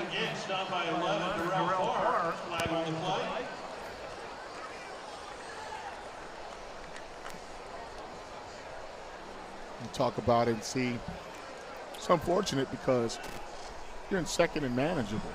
And if it goes against Bowling Green, now you're in that behind the sticks. Illegal formation. Offense. More than 4 players in the backfield. 5-yard penalty. Repeat the down. Yeah. Please put 14 minutes, 7 seconds on the game clock. 1-4-0-7, please. And Marcus, I think wide receiver Finn Hogan was the guilty party. He was not lined up on that line of scrimmage, and hence you wind up with 4 in the backfield, which is a offensive no-no. That's why you have to check with the officials when you line up on the outside. So 2nd and 11 now. Pine on that roll left. Got it away late, and it was dropped by running back Cam Petaway. Going to bring up 3rd and 11 here on this opening drive. So not exactly what Eddie George was hopeful of. First time his offense has the football. Petaway led the team in rushing a week ago. And 2 weeks ago, he had a 90-plus yard kickoff return. So he's an explosive guy, and they have to find a way to get him involved, too, as they do this running back by committee. Now it's an obvious passing situation. We'll see. Liberty likes to play man-to-man in these situations. 4 wide receivers, 3 of them in that triangle. Alpine will gun that throw, hauled in by Reese Stocksdale. It was 5. Let's say Brennan Ridley. Stocksdale wears 6. That's Brennan Ridley with that number 5. First down, Falcons. So anytime you get a bunch formation, 3 guys all bunched in together like that, Mike, versus man-to-man, what they do is play in and out. The guy in the middle, he stays on the point man, and then the inside defender and outside defender, they just wait for it. That time, both guys went inside. That's why he was wide open. Yeah, it worked for Bowling Green. Off that quick throw, that was dangerous. It was caught by Reese Stocksdale, but did you see the come up out of that cornerback spot for Liberty's Dexter Ricks? Look at Ricks, he's right there. Actually could have picked the ball off. He looks inside there. He could have snatched that one, but that's a great play, great reaction. Now off of that, you'll see a pump and go. You get cornerbacks flying up that fast. He was in cover 2. He had the flat, so that was the right read. He's the field side corner. Great break. And negative play for Bowling Green. Second down at 13 now. After that completion resulted in a 3-yard loss. Empty with 5 receivers. That play was waved and whistled off before it got started. Don't start. Number 55. Offense. 5-yard penalty. Second down. Crowd was oohing and ahhing because Brennan Ridley made that extended one-handed snatch. Check this out from Ridley. That was another good play there. All for naught by Ricks, but woo, you can still put that on your highlight reel now. That little one-hand spin around jammer. 2nd and 18 now, and this is the Bowling Green initial drive of the 3rd quarter. Empty for quarterback Drew Pine. He'll throw the out, never had a chance. Reese Stocksdale did not pick up the football until it was sailing over his shoulder. 3rd and long for Bowling Green. Just not a good start to the second half for Bowling Green offensively. Negative plays, penalties. Now you're on 3rd and 2 sticks. Obvious passing down, but they could run a screen here, but they're spreading this defense out on a lot of these formations. Watch for that 4-man rush here. A 6'5" receiver, Wynn Sharp, has checked in. But on 3rd and 18, Eddie George opts to run the football. Strong move from Kadaris Roberts after he took contact and shook it off, but Bowling Green still going to come up well short of the sticks and going to punt the football away on 4th and long. Yeah, I like the call there. Just get the possession over with. Punt the ball, play defense. I think that was more of a 2nd down call, Mike, because he probably could have got the same result and then had a 3rd and 9 or 3rd and 6. So nevertheless, good stop there by Liberty. They're flying around to the football. Their defensive coordinator, Krantz, told us. And Scott McGee, they just didn't like the effort. There was something about their lack of effort against Jacksonville State, and they found a way to fix that today. Fair catch being called for by 5th-year Liberty senior Reese Smith. And Liberty's going to get their hands on the football to begin the first time here in the 3rd quarter. Flames trail Bowling Green 10-0 when we get back to Deutsch Perry Stadium.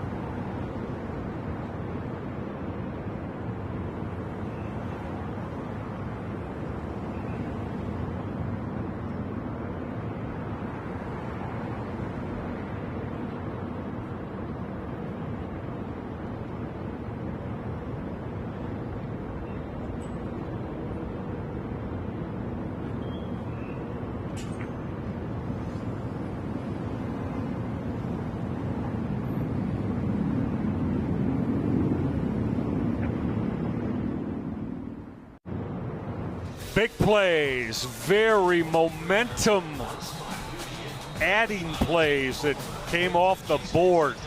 Liberty has a couple of touchdowns. They were both called back because of penalties, Marcus Ray. Yeah, it's unfortunate. You see it right there. It's kind of after the play, out of the way. I tell you what, man. I know Coach Chadwell chewed out a few ears. And I'll tell you what, Liberty has a great game plan. They haven't been able to finish drives. They're playing a lot better. Look at Vasco's numbers. He had the interception there towards the sideline. Great play by Pascal. We'll see what the redshirt junior has as he initiates this drive here on that quick run game pitch. Solid 5-yard carry for Julian Juju Gray. Yeah, Gray is a guy that they want to get the ball to. You see him coming in that orbit motion, going in front of the quarterback, back around to be the pitch man. And you could tell they don't want Vasco to hold that ball. He took that lick early. Took a lick and kept on ticking, went in the tent, but he has not ran that option the same way he did after that hit. Against this Bowling Green 3-4, 7 defenders around the line of scrimmage. And those 7 are all over that to knock that down as that carry came from Evan Dickens, a 195-pound redshirt sophomore from the state of Georgia. Began his career at Georgia Tech before he made his way to the Liberty Flames program. 3rd down and 3. See the spacing of those wide receivers. They're trying to, if they pass the ball here, they're trying to work the hash marks in between the numbers and the hash, Mike. They certainly are, and now they'll get motion from Darius Copeland. They'll line up in the slot for quarterback Ethan Vasco. A lot of time. Vasco's throw is hauled in. 1st down. Football came out. That's going to be a completion to Dante Lee, and probably a fumble after the catch that Lee got back on and recovered his own. Yeah, you can just tell Bowling Green's a physical football team, but that was a great conversion there by Dante Lee. He just cut his route off short, found some grass in an open spot, sat down. That was a good read by Vasco. He had a lot of time to go through his whole progression. Dante Lee from that very strong Dunbar High School program in Baltimore, Maryland. Move the sticks. 1st down for Ethan Vasco. Vasco will run that pitch. Strong run. Good for in the neighborhood of maybe 17 yards, plus a flag for Juju Gray. Another holding penalty there. That was a good run by Juju. Holding, number 6, offense, 10-yard penalty, 1st down.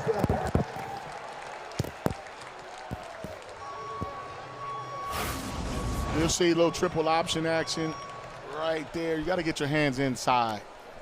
I mean, I've seen worse, Mike, but I tell you, when you start seeing pads flopping around, jerseys hanging off of guys, it's just unfortunate because that was a very successful play.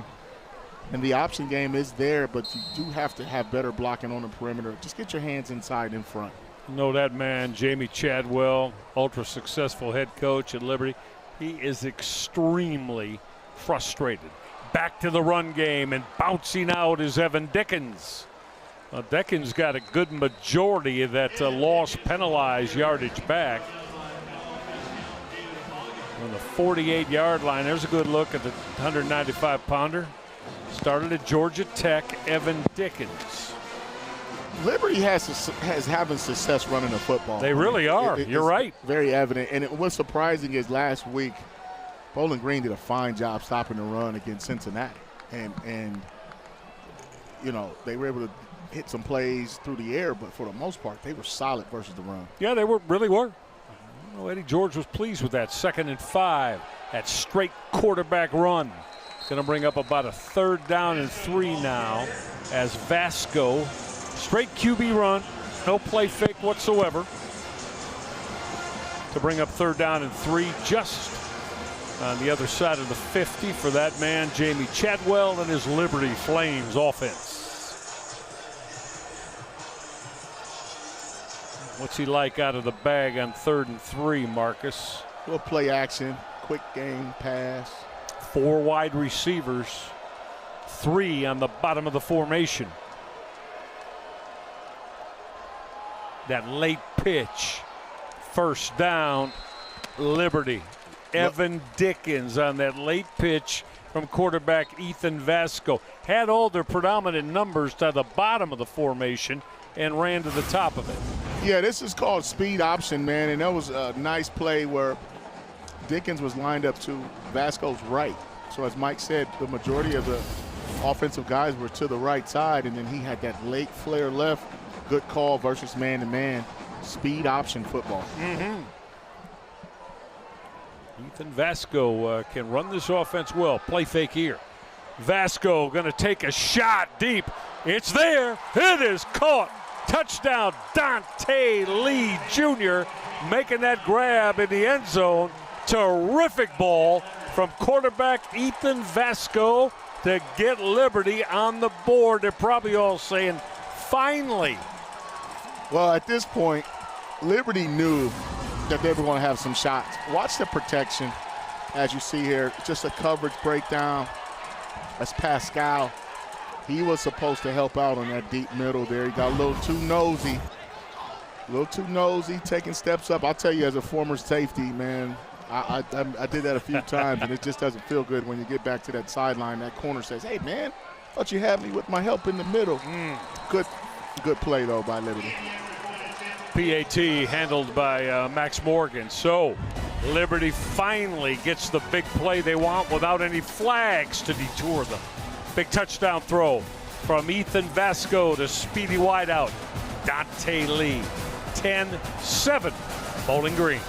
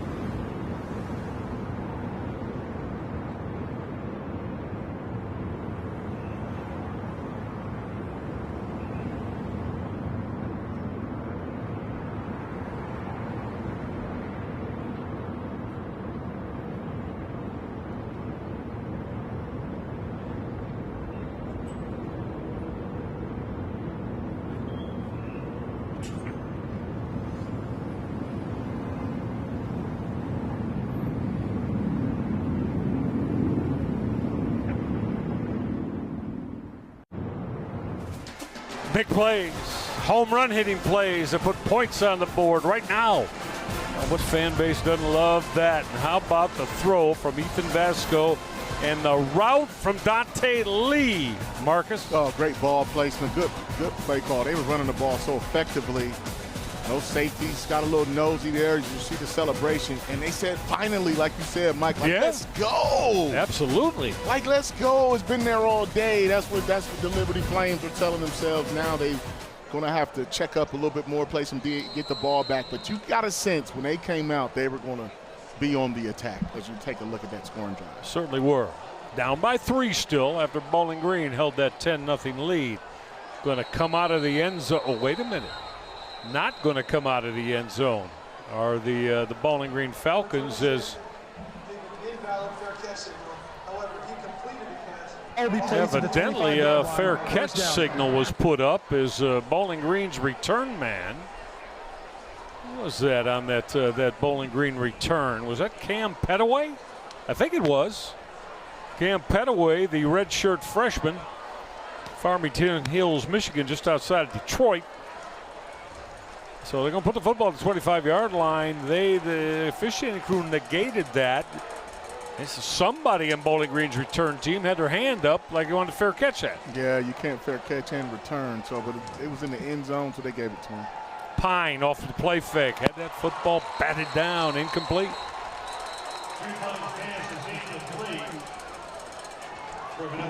Just got a sense that Bowling Green offensively, minus the turnovers, they haven't really earned it offensively. Now, they capitalized when they got that pass to Jacob Harris down right before the half, but it's just offensively, they're just out of rhythm. They're just not there, and I think it's partly because they can't run the football the way they want to versus Liberty's front four. Without question. Great point, partner. That was a freshman, Cam Cullins, who batted that throw down. 2nd and 10 now for Drew Pine. Probably going to be on Bowling Green for motion. Full start, number 75, offense, 5-yard penalty, 2nd down. See, and partner, that's a veteran too. That's a senior from Cincinnati Moeller, Nate Pabst, who's played a lot of football here with the Falcons. Yeah, he played a lot of football, man, and sometimes when you get to moving and shifting and motioning, those linemen get a little impatient, man, get a little shaky. But also, man, I tell you, once again, Bowling Green is behind the sticks, and it's interesting to see how they'll try to get out of this one. All right, this is 2nd and 15 for quarterback Drew Pine. Got time and guns middle. Terrific throw from Pine that's hauled in by Jiron Johnson. First time we have called his name in quite a while. That is 36 straight games at Jiron Johnson with a reception. Yes, sir. And I think they need to get him the ball a little more often, in between the hashes, and try to work those linebackers off the play action, and that was a great throw and catch. 100% agree with you. I'm getting him the football more. He is a deluxe playmaker. Back to the ground game. Couple of yards on that carry from Kadaris Roberts. So yeah, 36 straight now with the reception for tight end Jiron Johnson. Johnson has become such a huge part of this Bowling Green offense. That's now looking at 2nd and 10. I get a sense that Liberty has looked to close things down a little bit more up near the line of scrimmage. Marcus, there's always 5, sometimes there's 7 around that line of scrimmage. Pine taking a look-see now, and his throw was caught. Hauled in at the 47-yard line of Liberty. Finn Hogan, that Central Michigan transfer, made the grab. First down, Bowling Green. Yeah, first nothing was there on that bootleg sprint out. I thought Drew was going to run the ball, but then right at the last second, Finn Hogan came open. He made 3 big catches against Cincinnati a week ago. It was a very bright spot in that offense in the passing game. 3 Bowling Green receivers down to the bottom of your screen. Back to the ground game. That inside carry. Strong run from Cam Petaway. Well, Petaway, redshirt freshman, Marcus, only 18 years old, out of Farmington Hills High School in Michigan. Looks like he's got the start of a big career at Bowling Green going. Tell you what, man, they ran that counter effectively. Pine's throw was dropped. R.J. Garcia had it on him on that quick out and didn't haul it in. Coverage came from Elijah Hopkins. There's Hopkins. Wears that number 5. Real solid coverage corner for Liberty. That's a tough throw from that left hash outside the numbers. See, Drew didn't get it up. The timing was a little off, but that's a glorified run play. If you catch it, you get 4 or 5 yards. Just taking advantage of the grass. On this glorious September afternoon here, Bowling Green now going to go strong side left of the formation. Pine, all kinds of time, going to throw that sideline shot as they ran the wheel route. it was intended for Cam Petaway, that freshman we've discussed so often today. That's just great coverage by Chris. Once again, I mean, you want to get in phase, which is hip to hip, kept his eyes on the ball. He became the receiver. I tell you what, so Joseph Carter, number 2, is their best linebacker. He's the star guy, former walk-on. He's the straw that stirs the drink. And then on the other side, you'll see Farrar, you'll see Chris, and Aiden Vaughn. All of that will linebacker has been a revolving door, and Chris has done a fine job. 3rd and 10 for Pine. Then a gun middle. Was that hauled in? Oh, yeah, it was. What a phenomenal grab by Finn Hogan in traffic at 6'5". Went up, snatched that football down to help out his QB, Drew Pine. Yeah, that's just a big body play, the box out in basketball. I mean, Drew trusts his arm, threaded the needle. Tight coverage there, too. I'll tell you, I mean, that was good coverage, but a better throw and catch. And Finn Hogan, I told you, he's a guy that can kind of get them going, and they don't mind throwing vertical and getting the ball down the field with him.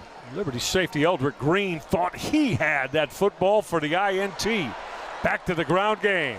What an offensive line, getting it blocked and creating some space on that carry. Well, that Bowling Green offensive line got that done there.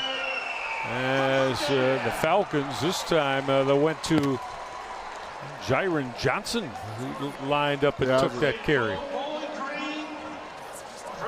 Yeah, Johnson was just doing some woofing, man. I tell you what, they're getting downhill in the run game now, and Liberty showing some signs of some weakness there in between the tackles. 1st and goal now from just outside the 6-yard line. Stay with the ground game. Not much there. Not much there. Excellent job by that Liberty front 4 that got on that as Bowling Green's running back Kadarius Roberts just had nowhere to operate. Going to bring up 2nd down and goal now from the 6-yard line. We're inside the 3-minute mark in a rapidly moving 3rd quarter. Bowling Green trying to add behind that man, quarterback Drew Pine, to their precarious 3-point lead now. 2nd and goal. Pine looking end zone. Came back middle. It is caught. Trying to blast his way into the house for the Falcons, but probably going to come up at the 1-yard line. Yeah, we got some laundry on the field there. Yeah, we do. Well, that throw was hauled in. Holding, number 75, offense, 10-yard penalty, 3rd down. 2nd big one on right tackle Nate Paps. Correction, 2nd down. This quarter. Yeah, that's very uncharacteristic for the veteran, the big fella. But we'll take a look and see right there in the center of your screen. When you see a forearm underneath a face mask around the chest and the collarbone area is probably holding. Big fella didn't slide his feet. He got beat inside, and then he just reached and grabbed. That's a good call by the officials. And it's unfortunate for Bowling Green because they were going to have the ball on the 1-yard line. And it has Eddie George shaking his head as Pine was looking at wideout R.J. Garcia. Now Pine again in trouble now. Pine will use his legs to keep the play alive. Completed that throw at the 10-yard line to the aforementioned R.J. Garcia. Garcia making the grab as that clock continues to move. Now it stops. For an injury to the offense. Finn Hogan went down. He tripped and fell on his underneath route. Pine is doing a good job extending the play. Those routes have been covered, but the longer he holds the ball, the longer you have to cover those guys. And that was a nice job of breaking that route off there by Garcia. All right, big play here now. 3rd and goal from the 8-yard line. Bowling Green, of course, they'd love to put 7 on the board here rather than bringing the field goal team out. They've got 4 wide receivers down to the bottom of your screen. Pine is going to go the other way. He threw the fade, and that's incomplete. He threw the fade to the right corner of the end zone as he was looking again for tight end Blaine Cleaver, and Falcons themselves in the crowd wanted to see a flag. Was it Jacob Harris or Cleaver? Harris is 88, Cleaver's 89. So the same play that they scored on, Mike, they tried to go back to it, and Harris just couldn't get off the ground. I thought that was great coverage there by Harmon. And I'll tell you what, I mean, fool me once, shame on me. Or whatever it is, Mike. Fool me twice, shame on me. There you go. Once, shame on you. And that time they defended that very, very well. I just don't think Harris was able to get off the ground and get up. It results in Eddie George having to bring the field goal team out. Jackson Cleather connects. But this stays a one-possession game. Bowling Green only able to put 3 on the board. 13-7 Falcons. Liberty with the football when we get back.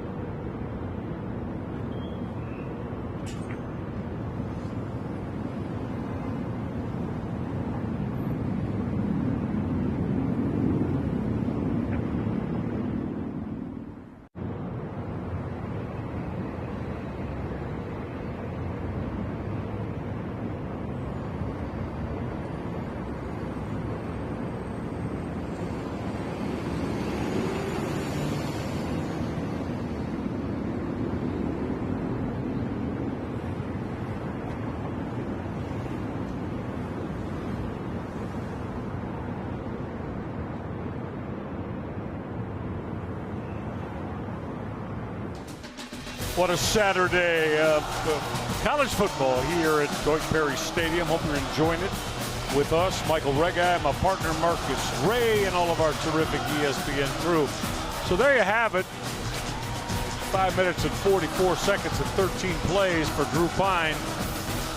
Bowling Green to put 3 on the board. But Marcus, that lead is a precarious 6 for Eddie George against Liberty. It's unsafe. I mean, they really needed a touchdown to really stretch this game because they're one drive, one play away from, from a disaster. So Liberty had a good game plan the last time out.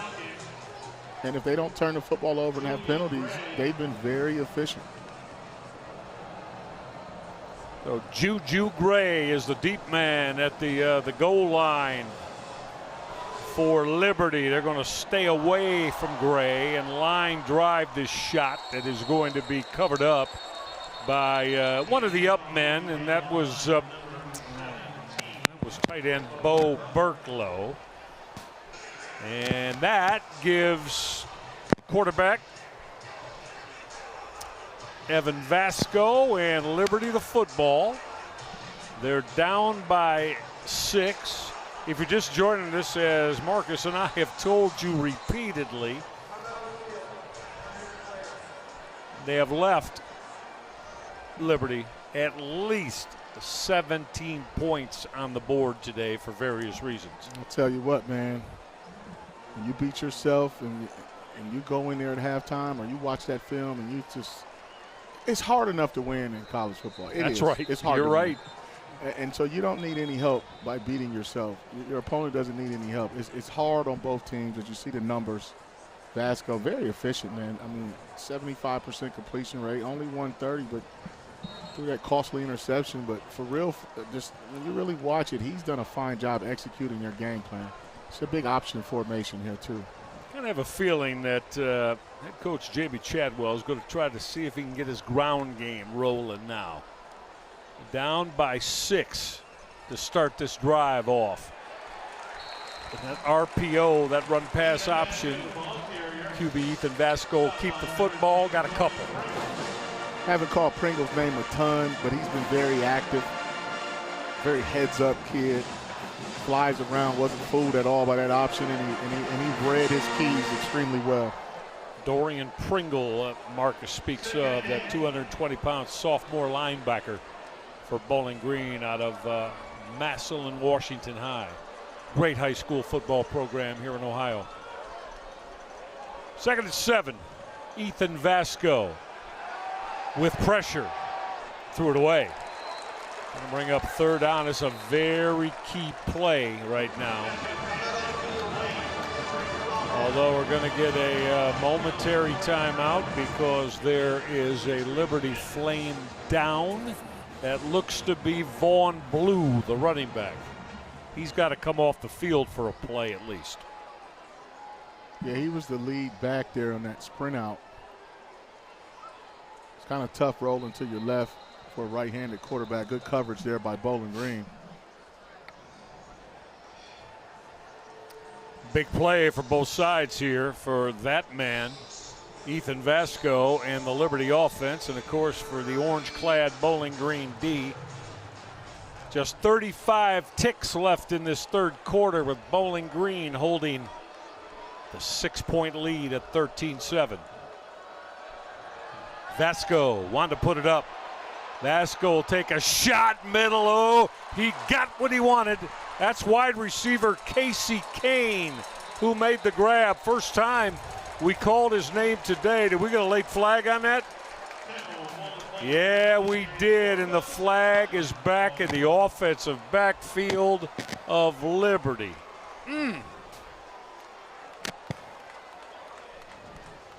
When Vasco has time, though, he really does a fine job of locating the open receiver. You can see the facial expression of a disappointed head coach right there in Chadwell. Partner question, if you're Jamie Chadwell, you think maybe Holding, number 51, offense, 10-yard penalty, replay the down. You're extremely disappointed in your offense for these repeated problems that take away big plays, or maybe is some of that too? I think momentarily Chadwell might think, come on, officiating crew. I'm not sure all of this is 100% here. Well, what do you think? Well, that one, in his mind, yes. But on that play, Geth definitely was guilty. I mean, the pass rusher wasn't even nowhere near the quarterback. And that's a trick they teach defensive linemen to spin around. That's what he's arguing about right there, saying the defender turned his back. But I will say this. DJ Geth did grab, tug, pull without any penetration in the backfield. And it's just, it was a situation where you just didn't have to be that rough, especially when a guy turns his back. Yeah, no, I get you, and I'm certainly not, again, trying to bring up that these are bad calls, but if you're Jamie Chadwell, you got that connected with your football teams frustrating you to begin with. Yeah. Again, another opportunity for Vasco. He's going to try to slide to his right, lost his footing a little bit, and we're done with quarter number 3.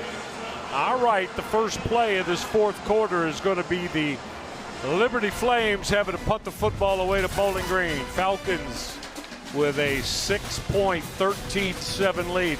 Don't go anywhere. 4th quarter is going to be fun at Deutsch.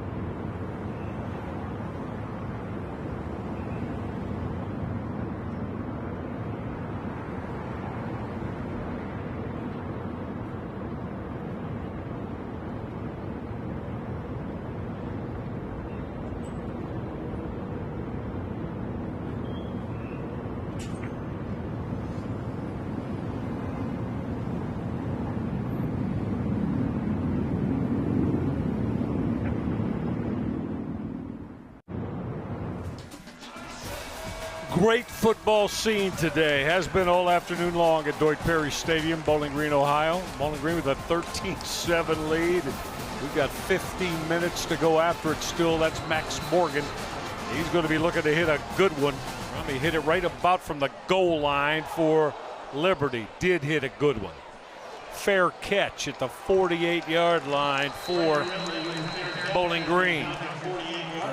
That's where the Falcons will start when we come back.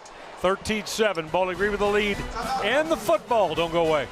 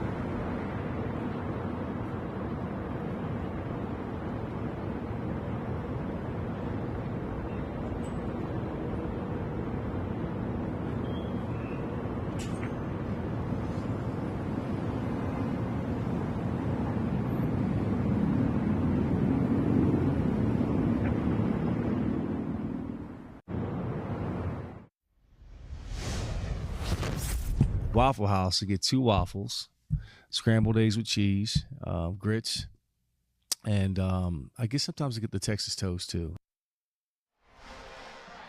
All right, that's what Eddie George eats when he's at breakfast here in Bowling Green. What about you, partner? Well, first of all, I think Eddie George's order is whack. That's the worst order. What you do, Mike, you get the double patty melt, all right, on wheat. Then you get the double hash brown, scattered, smothered, covered. 2 eggs over easy, baby. That's what, now, come on, Eddie George. Where's the protein in that besides the eggs? But, you know, Eddie's my guy, man. Yeah, well, you know, if you don't like his order, you got to let him know. And as we get this first snap, thought we were going to get the first snap of the fourth quarter. Whistles, flags. Ball start. Offense. Everyone but the center moved prior to the snap. 5-yard penalty. First down. Cost Bowling Green 5. Well, if I'm at Waffle House, I'm going to give me some waffles, man. I'm going to get some waffles, and, yeah, I'll get some bacon and sausage with those waffles. There you go. I get some potatoes of some kind, too. Got to get the hash brown. Hash browns. Got to get a waffle go. and hash brown. Everything else, man. All right. Icing on the cake. Drew Pine off the play fake. Deep out. It is hauled in. Well, Drew Pine, I think he throws that ball on that deep out to the sideline. The best of his repertoire. Marcus Ray, he hit Jiron Johnson there to move the sticks. Take a look at that, 36 straight. A lot of football being played. 30-something straight, 36 with the catch. I like the play call off the play action to get that man the football. He was a factor last weekend, too. Yeah, well, that's what you got to hope a veteran quarterback that's playing in his 4th program can do for you. Now he'll throw that quick bubble screen. Not much there as Allen Middleton made the grab. He got ridden out of bounds. Well, this has been feisty all afternoon long, hasn't it? Yeah, I've been noticing that. Just you would think these two teams played each other every every year, the way they're kind of jawing and picking at each other. You see the amount of plays ran in the other territory. Bowling Green with a 6-point lead. They're going quickly. Now Pine's going to take that sideline shot. Had it on the hands of Finn Hogan, but Liberty's corner, Damon Harmon, who's a real good one, had other ideas. Yeah, that was good coverage. Pine looks like he's in a rhythm throwing the football right now, and that's just a bad drop. Got to catch that ball, right? Yeah, I mean, Hogan's normally shorthanded. You got to reach up. He alligator-armed it, but I like the celebration right there where you give the little Thor hammer and you put the sword back on the wrist, on Listen your waist. to you. Yeah. I wish we was doing that when I played. That would have been a penalty back when we played. Yes, it would. With NIL, you can do all kind of stuff. Yes, late 90s when you were playing, that's a flag, yeah. 3rd and 7. Let's see what Pine and his offense have cooked up. He'll come underneath, not hauled in by R.J. Garcia. He dropped it. So now, if you're Eddie George, I was going to say about a decision here, not much of one. He quickly has made that call, and he's going to get Jackson Cleather, his field goal kicker, out. And I remember when Marcus and I were watching him pregame, he hit a few between 55 and 58 yards. This will come from the right hash, a 50-yard field goal attempt out of the hold of Travis Kenner. To bump the lead to 9 for Bowling Green with a make. Operation is clean. Lot of leg. He hit it.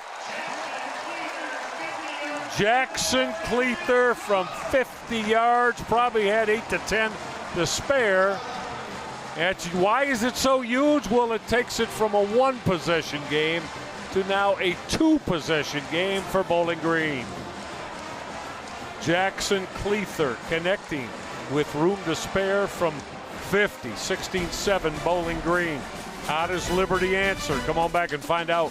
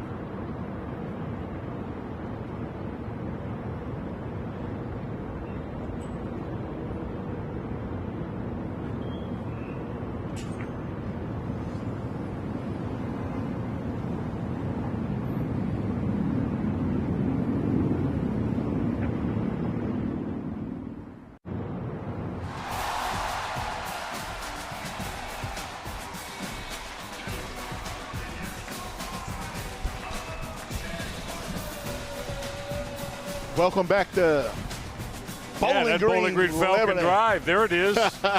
19 yards, only took a minute and 11 seconds. And Marcus, the Falcons have upped the lead to 9 now. So most important thing there, put points on the board and make it a 2-possession game here. There's still a world of time to go. We're just a minute and 20 seconds into this fourth quarter. Yeah, it's a lot of football to be played. I think that's a win for both teams, actually. You don't want to give up a touchdown for Liberty. And for Bowling Green, obviously, you go up to 2 scores. But now Liberty has to be very conscious of play calling, not necessarily of the clock just yet. But they need to probably get this thing back underneath 1 score. Yeah, I was going to bring that up to you, as that's non-returnable, as the Liberty Flames will start this drive now offensively from the 30-yard line. I'll make it the 25-yard line. For them here, Marcus, I think if you're Jamie Chadwell, down by 9, you need 2 scores, obviously. I think they'd love to have 5, 6, 7-minute drive. Got to put points on the board, of course. But here early in the 4th quarter, you do that and put points on the board, you're still going to have half this 4th and final quarter to allow yourself to do enough to potentially get you a win. Yeah, you want to stay away from the penalties, too. Well, they have been a big issue, as we have been documenting to you all afternoon long, as quarterback Ethan Vasco missed that first down throw as he was looking to find his receiving core. And that receiving core today, Dante Lee,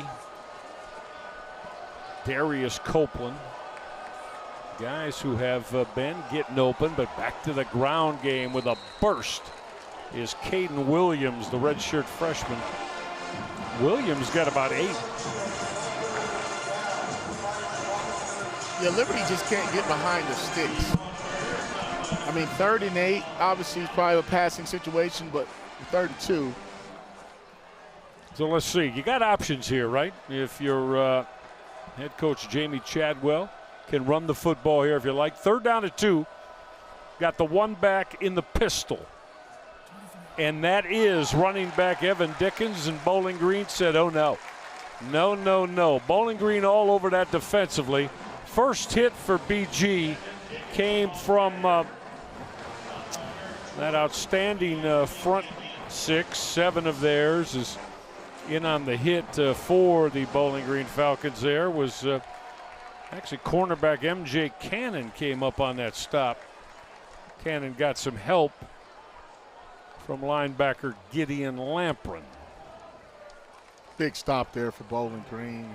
It was a tough man contest. It's hard to run for 3 yards in a situation where they know you are going to run it. But Liberty says they want to run it even if you know they're running it. Boy, on 4th down Timeout. Liberty. So, first of the half. Marcus, I got to tell you, I'll hold this question to Marcus. That surprises me a little bit. We'll tell you why when we come back. 16-7 Bowling Green. Liberty looks like they're going to punt the football away.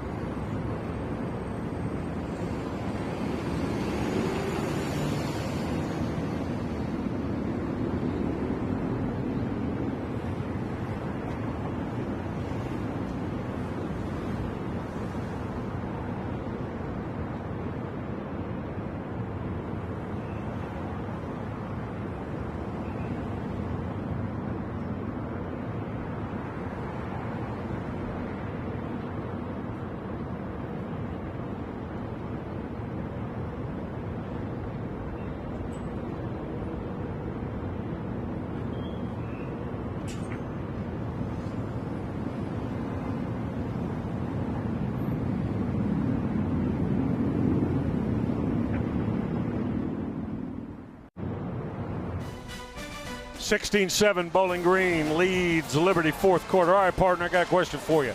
If you're Jamie Chadwell and Liberty, why do you bring the punt team out on 4th down and 2, and then once they're on the football field and you're about ready to snap the football, you decide to call the timeout and burn the timeout? I guess you're having second thoughts about whether or not you want to punt the football away or not, right? Exactly right. And I think they didn't have time to much discuss it. They sent the punt team out there. Now you see the offense on the field. And Jamie Chadwell feels like they have a play that can get them 3 yards. So I think they needed more time to discuss it. Mm-hmm. Probably came from the sideline and probably came from him like, hey, wait a minute, let's go for it. All right, I like it. So punt team off, quarterback back on, quarterback keep. Nope, not going to work. Lost the football too. It's going to be Bowling Green's football one way or the other, as on that, that quarterback option. Bowling Green was all over quarterback Ethan Vasco. And look, again, if you now then change your mind to go for it, I'm not going to have Vasco keep the football. I'm just not. No, they had a couple of missed blocks in there. Pringle, what a big-time tackle. Calls, fumble, he sliced and diced right there. They were one block away from that play actually working, but I tell you what, this defense is very athletic. They're fast. That was a big stop for Bowling Green. Huge stop. So now they're going to start from the 26-yard line. It's already a 2-possession game. And Bowling Green, couple of things here, although, they're virtually at go zone time to put more points on the boards, get that, but they're also looking to see what they can take off that clock in doing so. It'll start with that first down carry. Kicking it to the outside for the Falcons is Chris McMillan. McMillan is a very strong runner, and now we got things going on over by the stands. And careful, you cannot let Bowling Green's team, there's a few that went down there from their bench. That could be problematic for them if the officials want it to be. Other game officials were keeping the Liberty sideline in check so no one would try to jump over there and join it. Yeah, it's going to be interesting to see how they call this one. There was a lot of, if the play goes all the way to the stands, chances are it's over. Even if you have a guy locked up, just let it go, man, because one way or another, whoever's guilty is going to cost their team. That's a good run, though, by McMillan. You see the in and out there. Got a great block there by Garcia. And then right there, everybody just ran into the cameraman. The play's over. And then afterwards, oh, man, I just don't see why Farrar even got up and started swinging. The play was over. McMillan actually was going away from him. The play was over. He was walking away, and then Darrell just got up and socked him. Went upside his head, Mike. Yeah, I saw it. I'm with you. Now, I don't know. Obviously, I'm sure there was something said. There's been a lot of jawing going on. Well, there's always that. But we know that. You got to be able to eat that. If you play, you know that. On every play, there's something going to be said. It was a bang-bang play out of bounds. But you can't get crazy and lose your mind with your football team and a shot to win here. Yeah, you just can't do that. Everybody just fell over the cameraman. That's all that happened, and then McMillan got up. Well, until. Yeah, and then as soon as they got up. After the play was over, unsportsmanlike conduct, number 11, defense. The penalty is enforced, half the distance to the goal line from the end of the run, automatic first down. That's number 11's first foul towards the partner see to me. First down. Darrell Farrar, the sophomore out of the state of Georgia, he's too good a football player. He's good. Outstanding. Don't let that happen to yourself with a game on the line. See, that's on him. He can't let that happen to yourself because he's too good for that. Yeah, that was a selfish play. Harm the defense, put them in harm's way in particular. Already down 2 scores. From the 7-yard line, stay with the ground game, to the corner, into the end zone. Touchdown, Bowling Green's Chris McMillan. Falcons take advantage of that very short field and do further damage as they look for their way to this victory. If it ain't broke, don't fix it. They went right back to the well.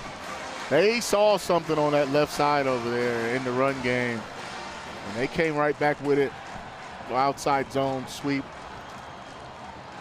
And the defense was already demoralized mentally from the penalty. Right, I mean, exactly. I've been in those situations where it's like, man, come on, Ray Guy, what are you doing? Touchdown. Yeah, I got you, my man.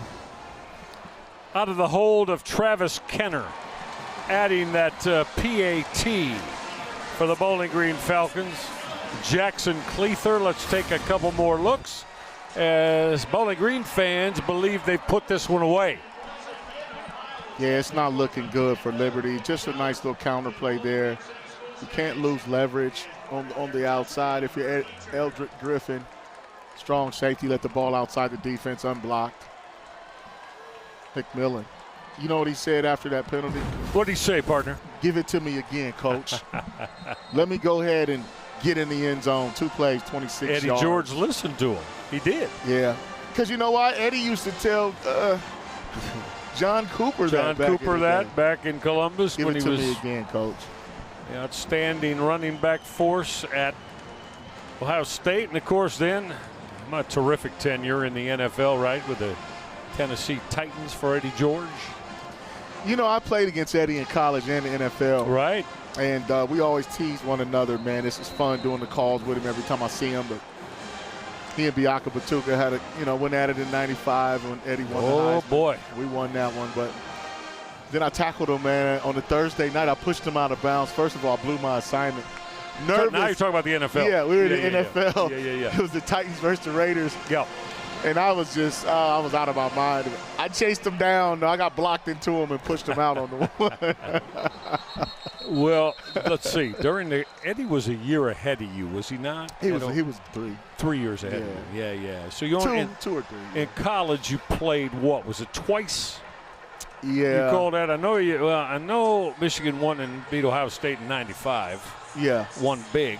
95, 96, 95, 96. You won 3 against them. Yeah, in a row. But they beat Michigan in 94. Correct, yeah. I was a true freshman. I didn't play. But, yeah, that was Ohio State's win for John Cooper, one of the couple. Fortunately for Ohio State, one of the only couple he had against Gary Moeller and Lloyd Carr and the Michigan Wolverines.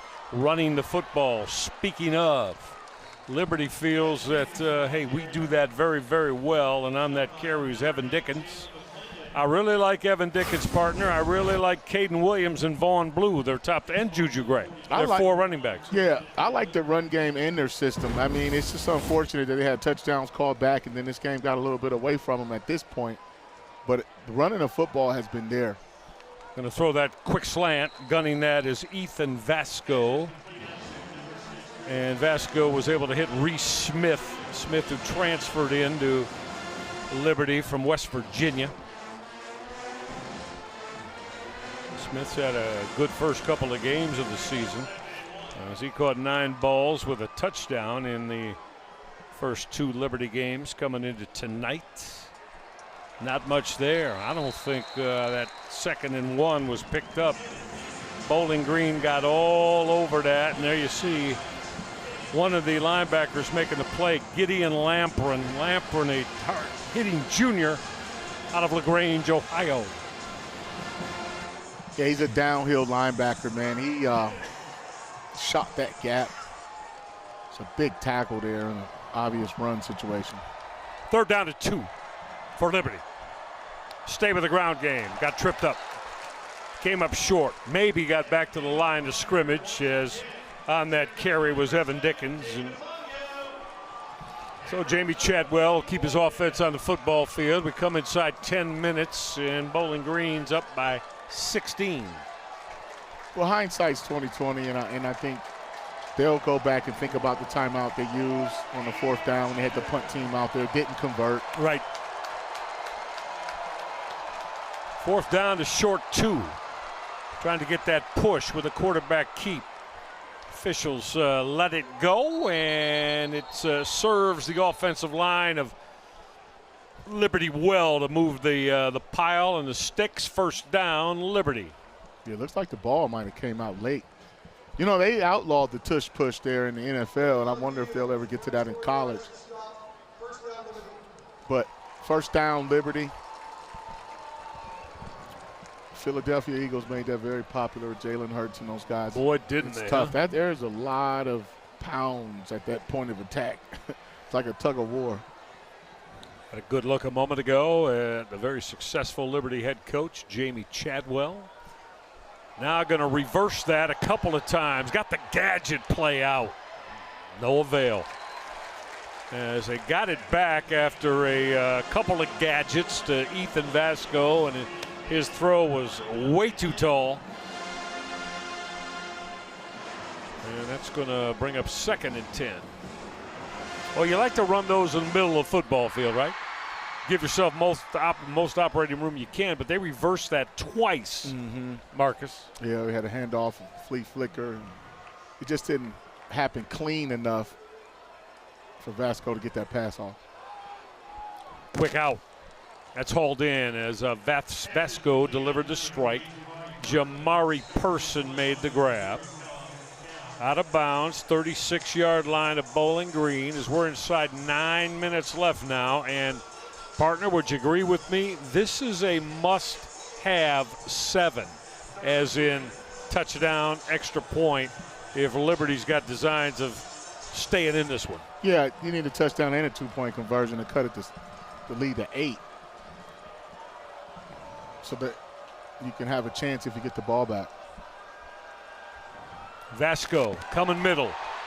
Deflected in the air and picked off, intercepted by Dorian Pringle, and that should just about put it in the freezer on the Dorian Pringle Bowling Green INT. I'd like to see who knocked that ball down, because when you talk about tips and overthrows, look at the blitz. You got the big D in right there. That was a champ on. He actually 11. Big fella Collins. Yeah, he got that big paw up, Mike. And a lot of times when you see turnovers and interceptions in particular, they come from tips and overthrows. Sure. Unless you just make a great break on the ball. But that right there was a very dangerous tip. Landed in the arms of Pringle. Bowling Green has the formation very tight, and you got to believe they're going to feature this ground game now. And that very first snap, they just picked up 14 yards as Kadaris Roberts runs hard behind the blocks of Tunde Fadukasi and Jake Burns on that left side. Yeah, Roberts is an explosive little stick of dynamite. He'll get out of there on you. I mean, he's a track guy, very explosive, and you saw how he hid behind those blockers, man, and tried to get out of there. So Bowling Green going to huddle up. Actually, they didn't quite use quite as much time in the huddle as I thought they would. You're up by 2 scores here now. You can huddle up and snap the football at 1 if you'd like to try to finish this one off, right? Oh, yeah. Every play should run down. They should run the play clock down under 5 seconds. See, to me, Marcus, and again, I'm not trying to coach, but there is, to me, there's no way. Okay, I get it. Maybe they will here, but there's huddle up. Go to the huddle. You know, or the design should be, we're not going to snap this till the play clock's at 1 or 2. We'll go to the huddle, come up the line of scrimmage, take your time, like this. I applaud this. I just don't see any reason to go get lined up right away.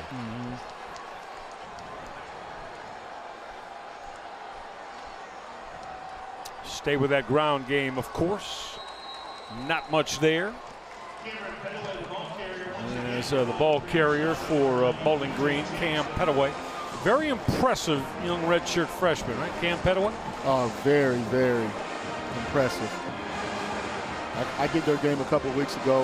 He had a breakout kickoff return to start the season, showed his speed. I remember watching him in high school. Yeah. From that Farmington area. Right, me too.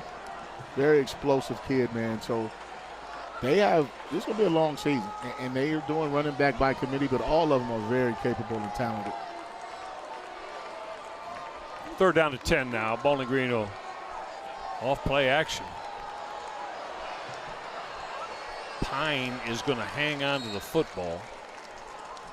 Kept it. They're running a few more seconds off the clock. Got knocked down at the 43-yard line. So they're going to bring up a 4th down, and we'll call it 5 here. As we're going to come inside 5.5 minutes, maybe closer to 5 minutes before this football is snapped. As Eddie George thinking about, I don't know, you going to punt the football here? Yeah, I would take a delay of game, too, just to give the punter a little bit more room. Or, you can take a timeout as well, but they probably go with a delay of game. No hurry, rightfully so, is Eddie George. So they're going to take the delay of game here as the play clock hits 0. And Bowling Green now, here comes the punt team. So all in all, partner, a job very well done tonight for Eddie George and his Bowling Green offense. Delay game, offense, penalty is declined, 4th down. The clock will start on the snap. Clock starts on the snap. I think Eddie George and the Falcons did a fine job of fighting through adversity. They gave up some plays. Obviously, Liberty beat themselves, but they were very opportunistic when they created those turnovers. And then they were able to score and capitalize and take advantage of their opportunities when they were presented. So the Bowling Green senior John Henderson is going to punt the football away from his own 45-yard line. Falcons not able to knock that down as it was hitting the goal line. So Liberty with yet another offensive opportunity, but running out of time now. We had another flag on the play. Wow. We are over 25 times flags have been thrown in this football game tonight. Illegal formation. Kicking team, more than 4 players in the backfield. Penalty will be enforced after the end of the kick, 5 yards. Liberty's ball, 1st down at the 25. It's week 3, but let's hope that things start to improve. Bowling Green defensively creating turnovers here.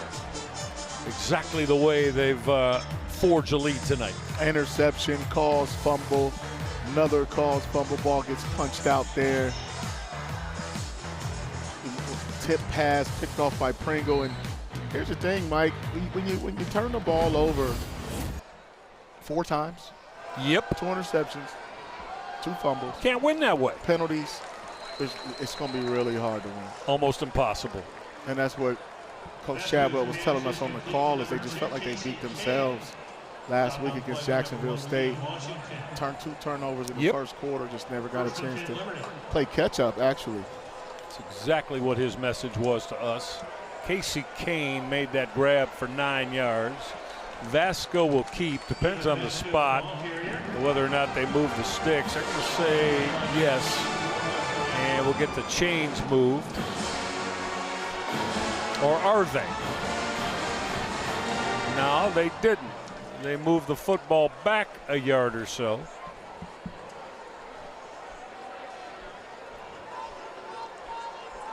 Vasco now on 2nd down. Avoids pressure. Threw that quick out. It was hauled in by Julian Gray, and he stepped out of bounds immediately. Yeah, Gray didn't have a chance to really do his thing today. Bowling Green, I think, felt like if they could keep him from getting explosive, whether it was by run or pass, they would have a chance to make somebody else beat him. Did a very strong job of that, did they not? Yeah, definitely. Bowling Green defensively, yeah. 5 wide receivers, empty look here with 4:04 left for Liberty quarterback Ethan Vasco. Then a gun middle. Good ball, good throw, hauled in as he was able to connect with his tight end, Austin Henderson. That was a good ball, good protection. Ran a little underneath route. Got behind those linebackers. That's what I would have been doing in that pass game. Is you got to attack those linebackers. No rush there, and that throw middle got broken up as Vesco was trying to find his tight end Austin Henderson, had it broken up. Yeah, it was almost like the same route combination they ran the play before. This time those guys read it better defensively, but you'll see Bowling Green playing some quarters coverage, just 4 guys deep. Even if they press at the line of scrimmage there, they want to get a guy for a guy if they go vertical. Vasco, very tough-minded quarterback, going to step up here. Got his throw away late. I don't think that would have counted because it appeared that his wide receiver had stepped out of bounds and then came back in. Far side of the football field there. It's going to bring up 3rd down and 10. Yeah, it was Dante Lee Jr. He wasn't expecting the football there. You have to stay alive, though, and alert. You never know. But he did go out of bounds, so it's a good call. 4 receivers here, 3 up at the top of your screen for Vasco. Pressure coming. Flags all over the place. Wouldn't have counted had it been complete. And evidently, Bowling Green's David Afogo, the defensive end, was playing without a helmet on. Defense participating in the play after his helmet came off. 15-yard penalty, automatic 1st down. Marcus Ray, I tell you, we have seen and heard it all tonight. I can't tell you, in all my years, and we're talking about 30 calling college football, I've seen that type of infraction much. Young man's helmet comes off, he keeps playing and gets flagged for it. That's right. That's a different rule, obviously, but there is that safety component. But you know what? You have to know the rules, too. I mean, I'm not sure if everyone in the country knows you have to stop playing. Once your helmet comes off, you just have to stop. Quick out from Vasco. He got it on the mark as he hit wide receiver Dante Lee. So Lee works his way off that catch from Vasco. They're going to spot that around the 13. By the way, Bowling Green has exceeded 100 penalty yards tonight. Last time that happened was back 2 years ago in 2023 against Buffalo in a Mid-American Conference League game. Corner of the end zone, bursting in, touchdown for Liberty, and on that touchdown run is Evan Dickens. So Dickens into the house, and Liberty's going to get on the board to, with a 2-point conversion here, they theoretically keep themselves alive, would get their deficit back to 8, but need 2 for that to happen.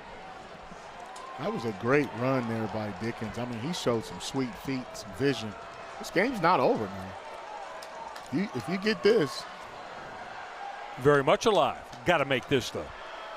Vasco looking for 2. Back of the end zone. Too high. Ethan Vasco is going to be beating himself up when he sees that. He knows. Had a chance. That was a gimme. A gimme with Dante Lee, and Vasco's telling him, that's on me, man. I missed you. Well, it's penalty anyway. The try is no good. They flag it? Well, of course they did. Right in the back of the end zone on the sprint out. He just overshot. It's just too high for Lee.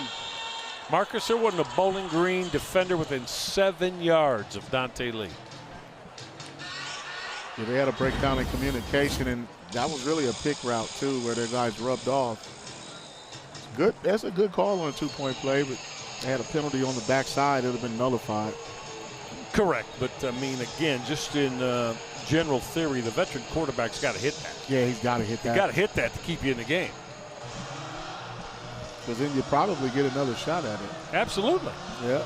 Well, if they hit that without the penalty, now they're down by 8, and of course, with 2:46 left, you don't even have to onside kick if you don't want. They got a couple of timeouts left. Trust your D. But all that now is nothing but rhetoric, as it's a 2-possession game still. Bowling Green with a 10-point lead, and I'm sure once again, upon the clean reception of this kickoff, we'll go to work on the clock and trying to close this out.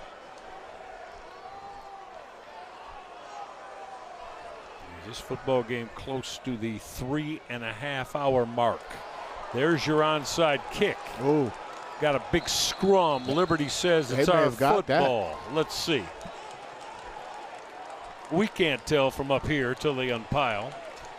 Liberty saying we got that onside kick. Let's see if that's reality, Marcus Ray. There's still a tussle underneath that pile there. 2 guys. Bowling Green football. They're going to talk about that, but that was awfully close. It depends on who had the possession once they hit the ground. That was a great onside kick. Boom. Oh, he had the football. That's Max Morgan. Actually had it. Ruling on the field as the kick was recovered by the receiving team. First down, Bowling Green. They just strong-armed him. He had that football. Jamie Chadwell trying to plead his case there. He wants it to be reviewed. Very animated, Jamie Chadwell. Well, he's letting the officiating crew know he believes you missed that. Definitely. You can see him. You missed that. Is the words of Jamie Chadwell.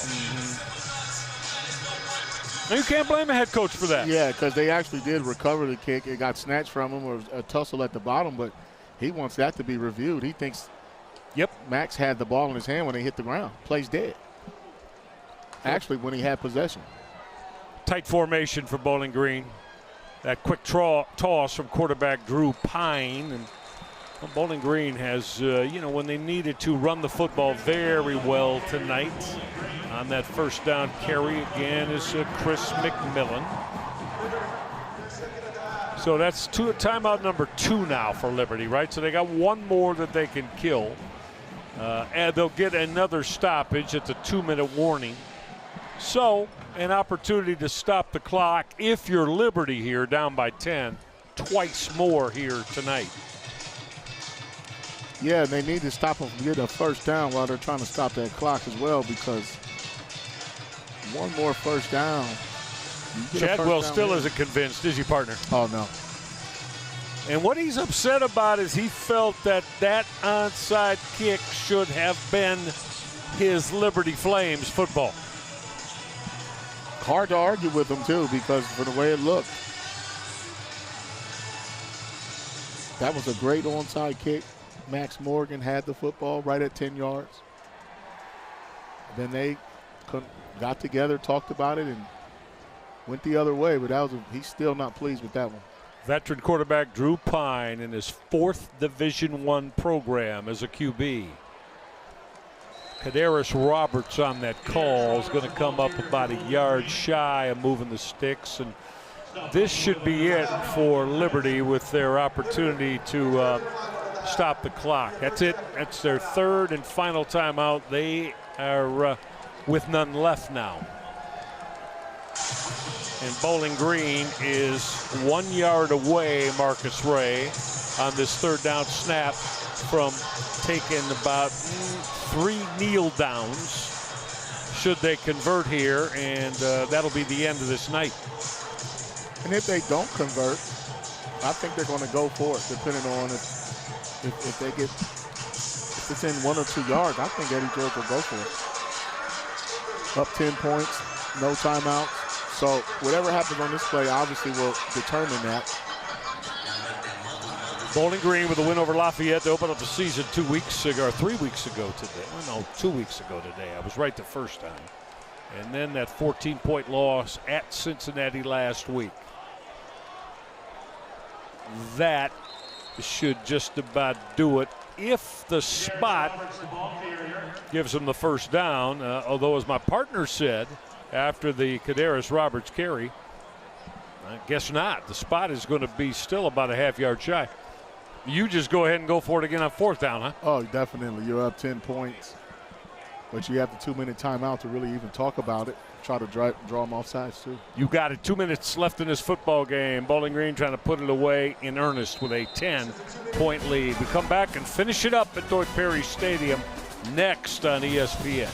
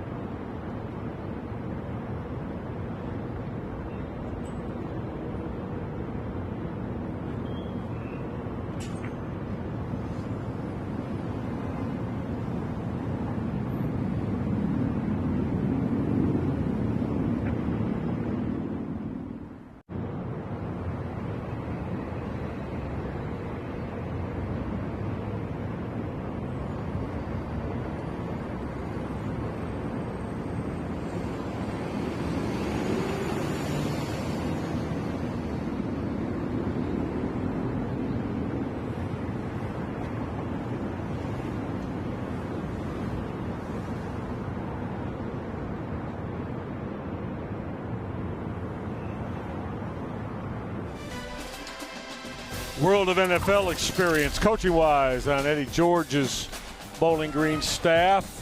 We go through some of the names and faces, Marcus, right? Yeah, there's Joe, man. Clyde Simmons, two-time man at D-line with those guys. Alex Bear, special teams coordinator. Done a fine job, obviously. So you got the NFL pedigree. Look at Eddie, man. Looks like he can still get about 3 yards in a cloud of dust. Sure does. Always enjoy our conversations talking football. Now, in this case, Bowling Green Falcons football with the head coach, former standout at Ohio State, and then in the NFL, Eddie George. On this fourth down and a short yard, should move the sticks for Bowling Green, and then we're talking about kneel downs. That's it to end this one. So Bowling Green is going to grab this win and make up for that loss to Cincinnati last week. Bowling Green will go to 2-1 on the year with this now ensuing win over Liberty. That's just a minute and 40 seconds away. Falcons snap the football, take a knee a couple times, and it's done. Gotta do it. And they are in that formation that depicts just that for quarterback Drew Pine. Solid job by Pine tonight, and he's the veteran that Eddie George wanted to run this offense. And the first 3 games of the year, it's given him a couple of wins. I'll tell you what, man, this was a ball game. Right? Yeah, right until about beginning to the middle of the fourth quarter, where you go into the locker room as Liberty saying they got a chance to come back and win this thing if they don't beat themselves. Eddie George and his guys found a way to keep scoring and creating turnovers. I think the penalties really just kind of affected both teams. Well, without the 3 self-inflicted Liberty wounds, very easily could have been a Liberty win. Again, if you're just joining us, the Flames had 2 touchdowns called back with a football in the end zone, penalized, and then a field goal called back. Yeah, that's 17 points right there, buddy. Yeah. 7 field goal missed. That's your story. A rush, pass, 4 turnovers, 6 penalties. Be all that as it may, though, it goes in the win column for that man, Eddie George, and his Bowling Green Falcons. A 23-13 win over Liberty. Final thoughts, Marcus Ray? Tell you what, these guys both need to clean it up. Great job by Bowling Green winning this football game. A lot of meat on the bone there left for the Liberty Flames. Their offense is explosive. Find a way not to beat yourself, and you just can't turn the ball over. Can't. But I think moving forward, both of these teams will start to create their identity by the time you get to midseason. Agreed. Bowling Green takes it to Louisville, Kentucky to tangle with the Cardinal next week. And for Liberty, they're back at home as they've got James Madison coming a-calling. Hope you enjoyed it. 23-13. Bowling Green beats Liberty. That is going to do it for all of us. Greatly appreciate the work being done by all of our crew. John Nelson, who did a terrific job with stats. Our producer, Adam Meyer. Our director, Mike Bacon. Everybody in the truck, appreciate your hard work and effort, guys and gals. So for all of the aforementioned and my partner, Marcus Ray, I'm Michael Regai. We'll see you next week, everybody. Tonight, it's Bowling Green beating Liberty 23-13. Have a great night, great week. See you next week for more college football. So long.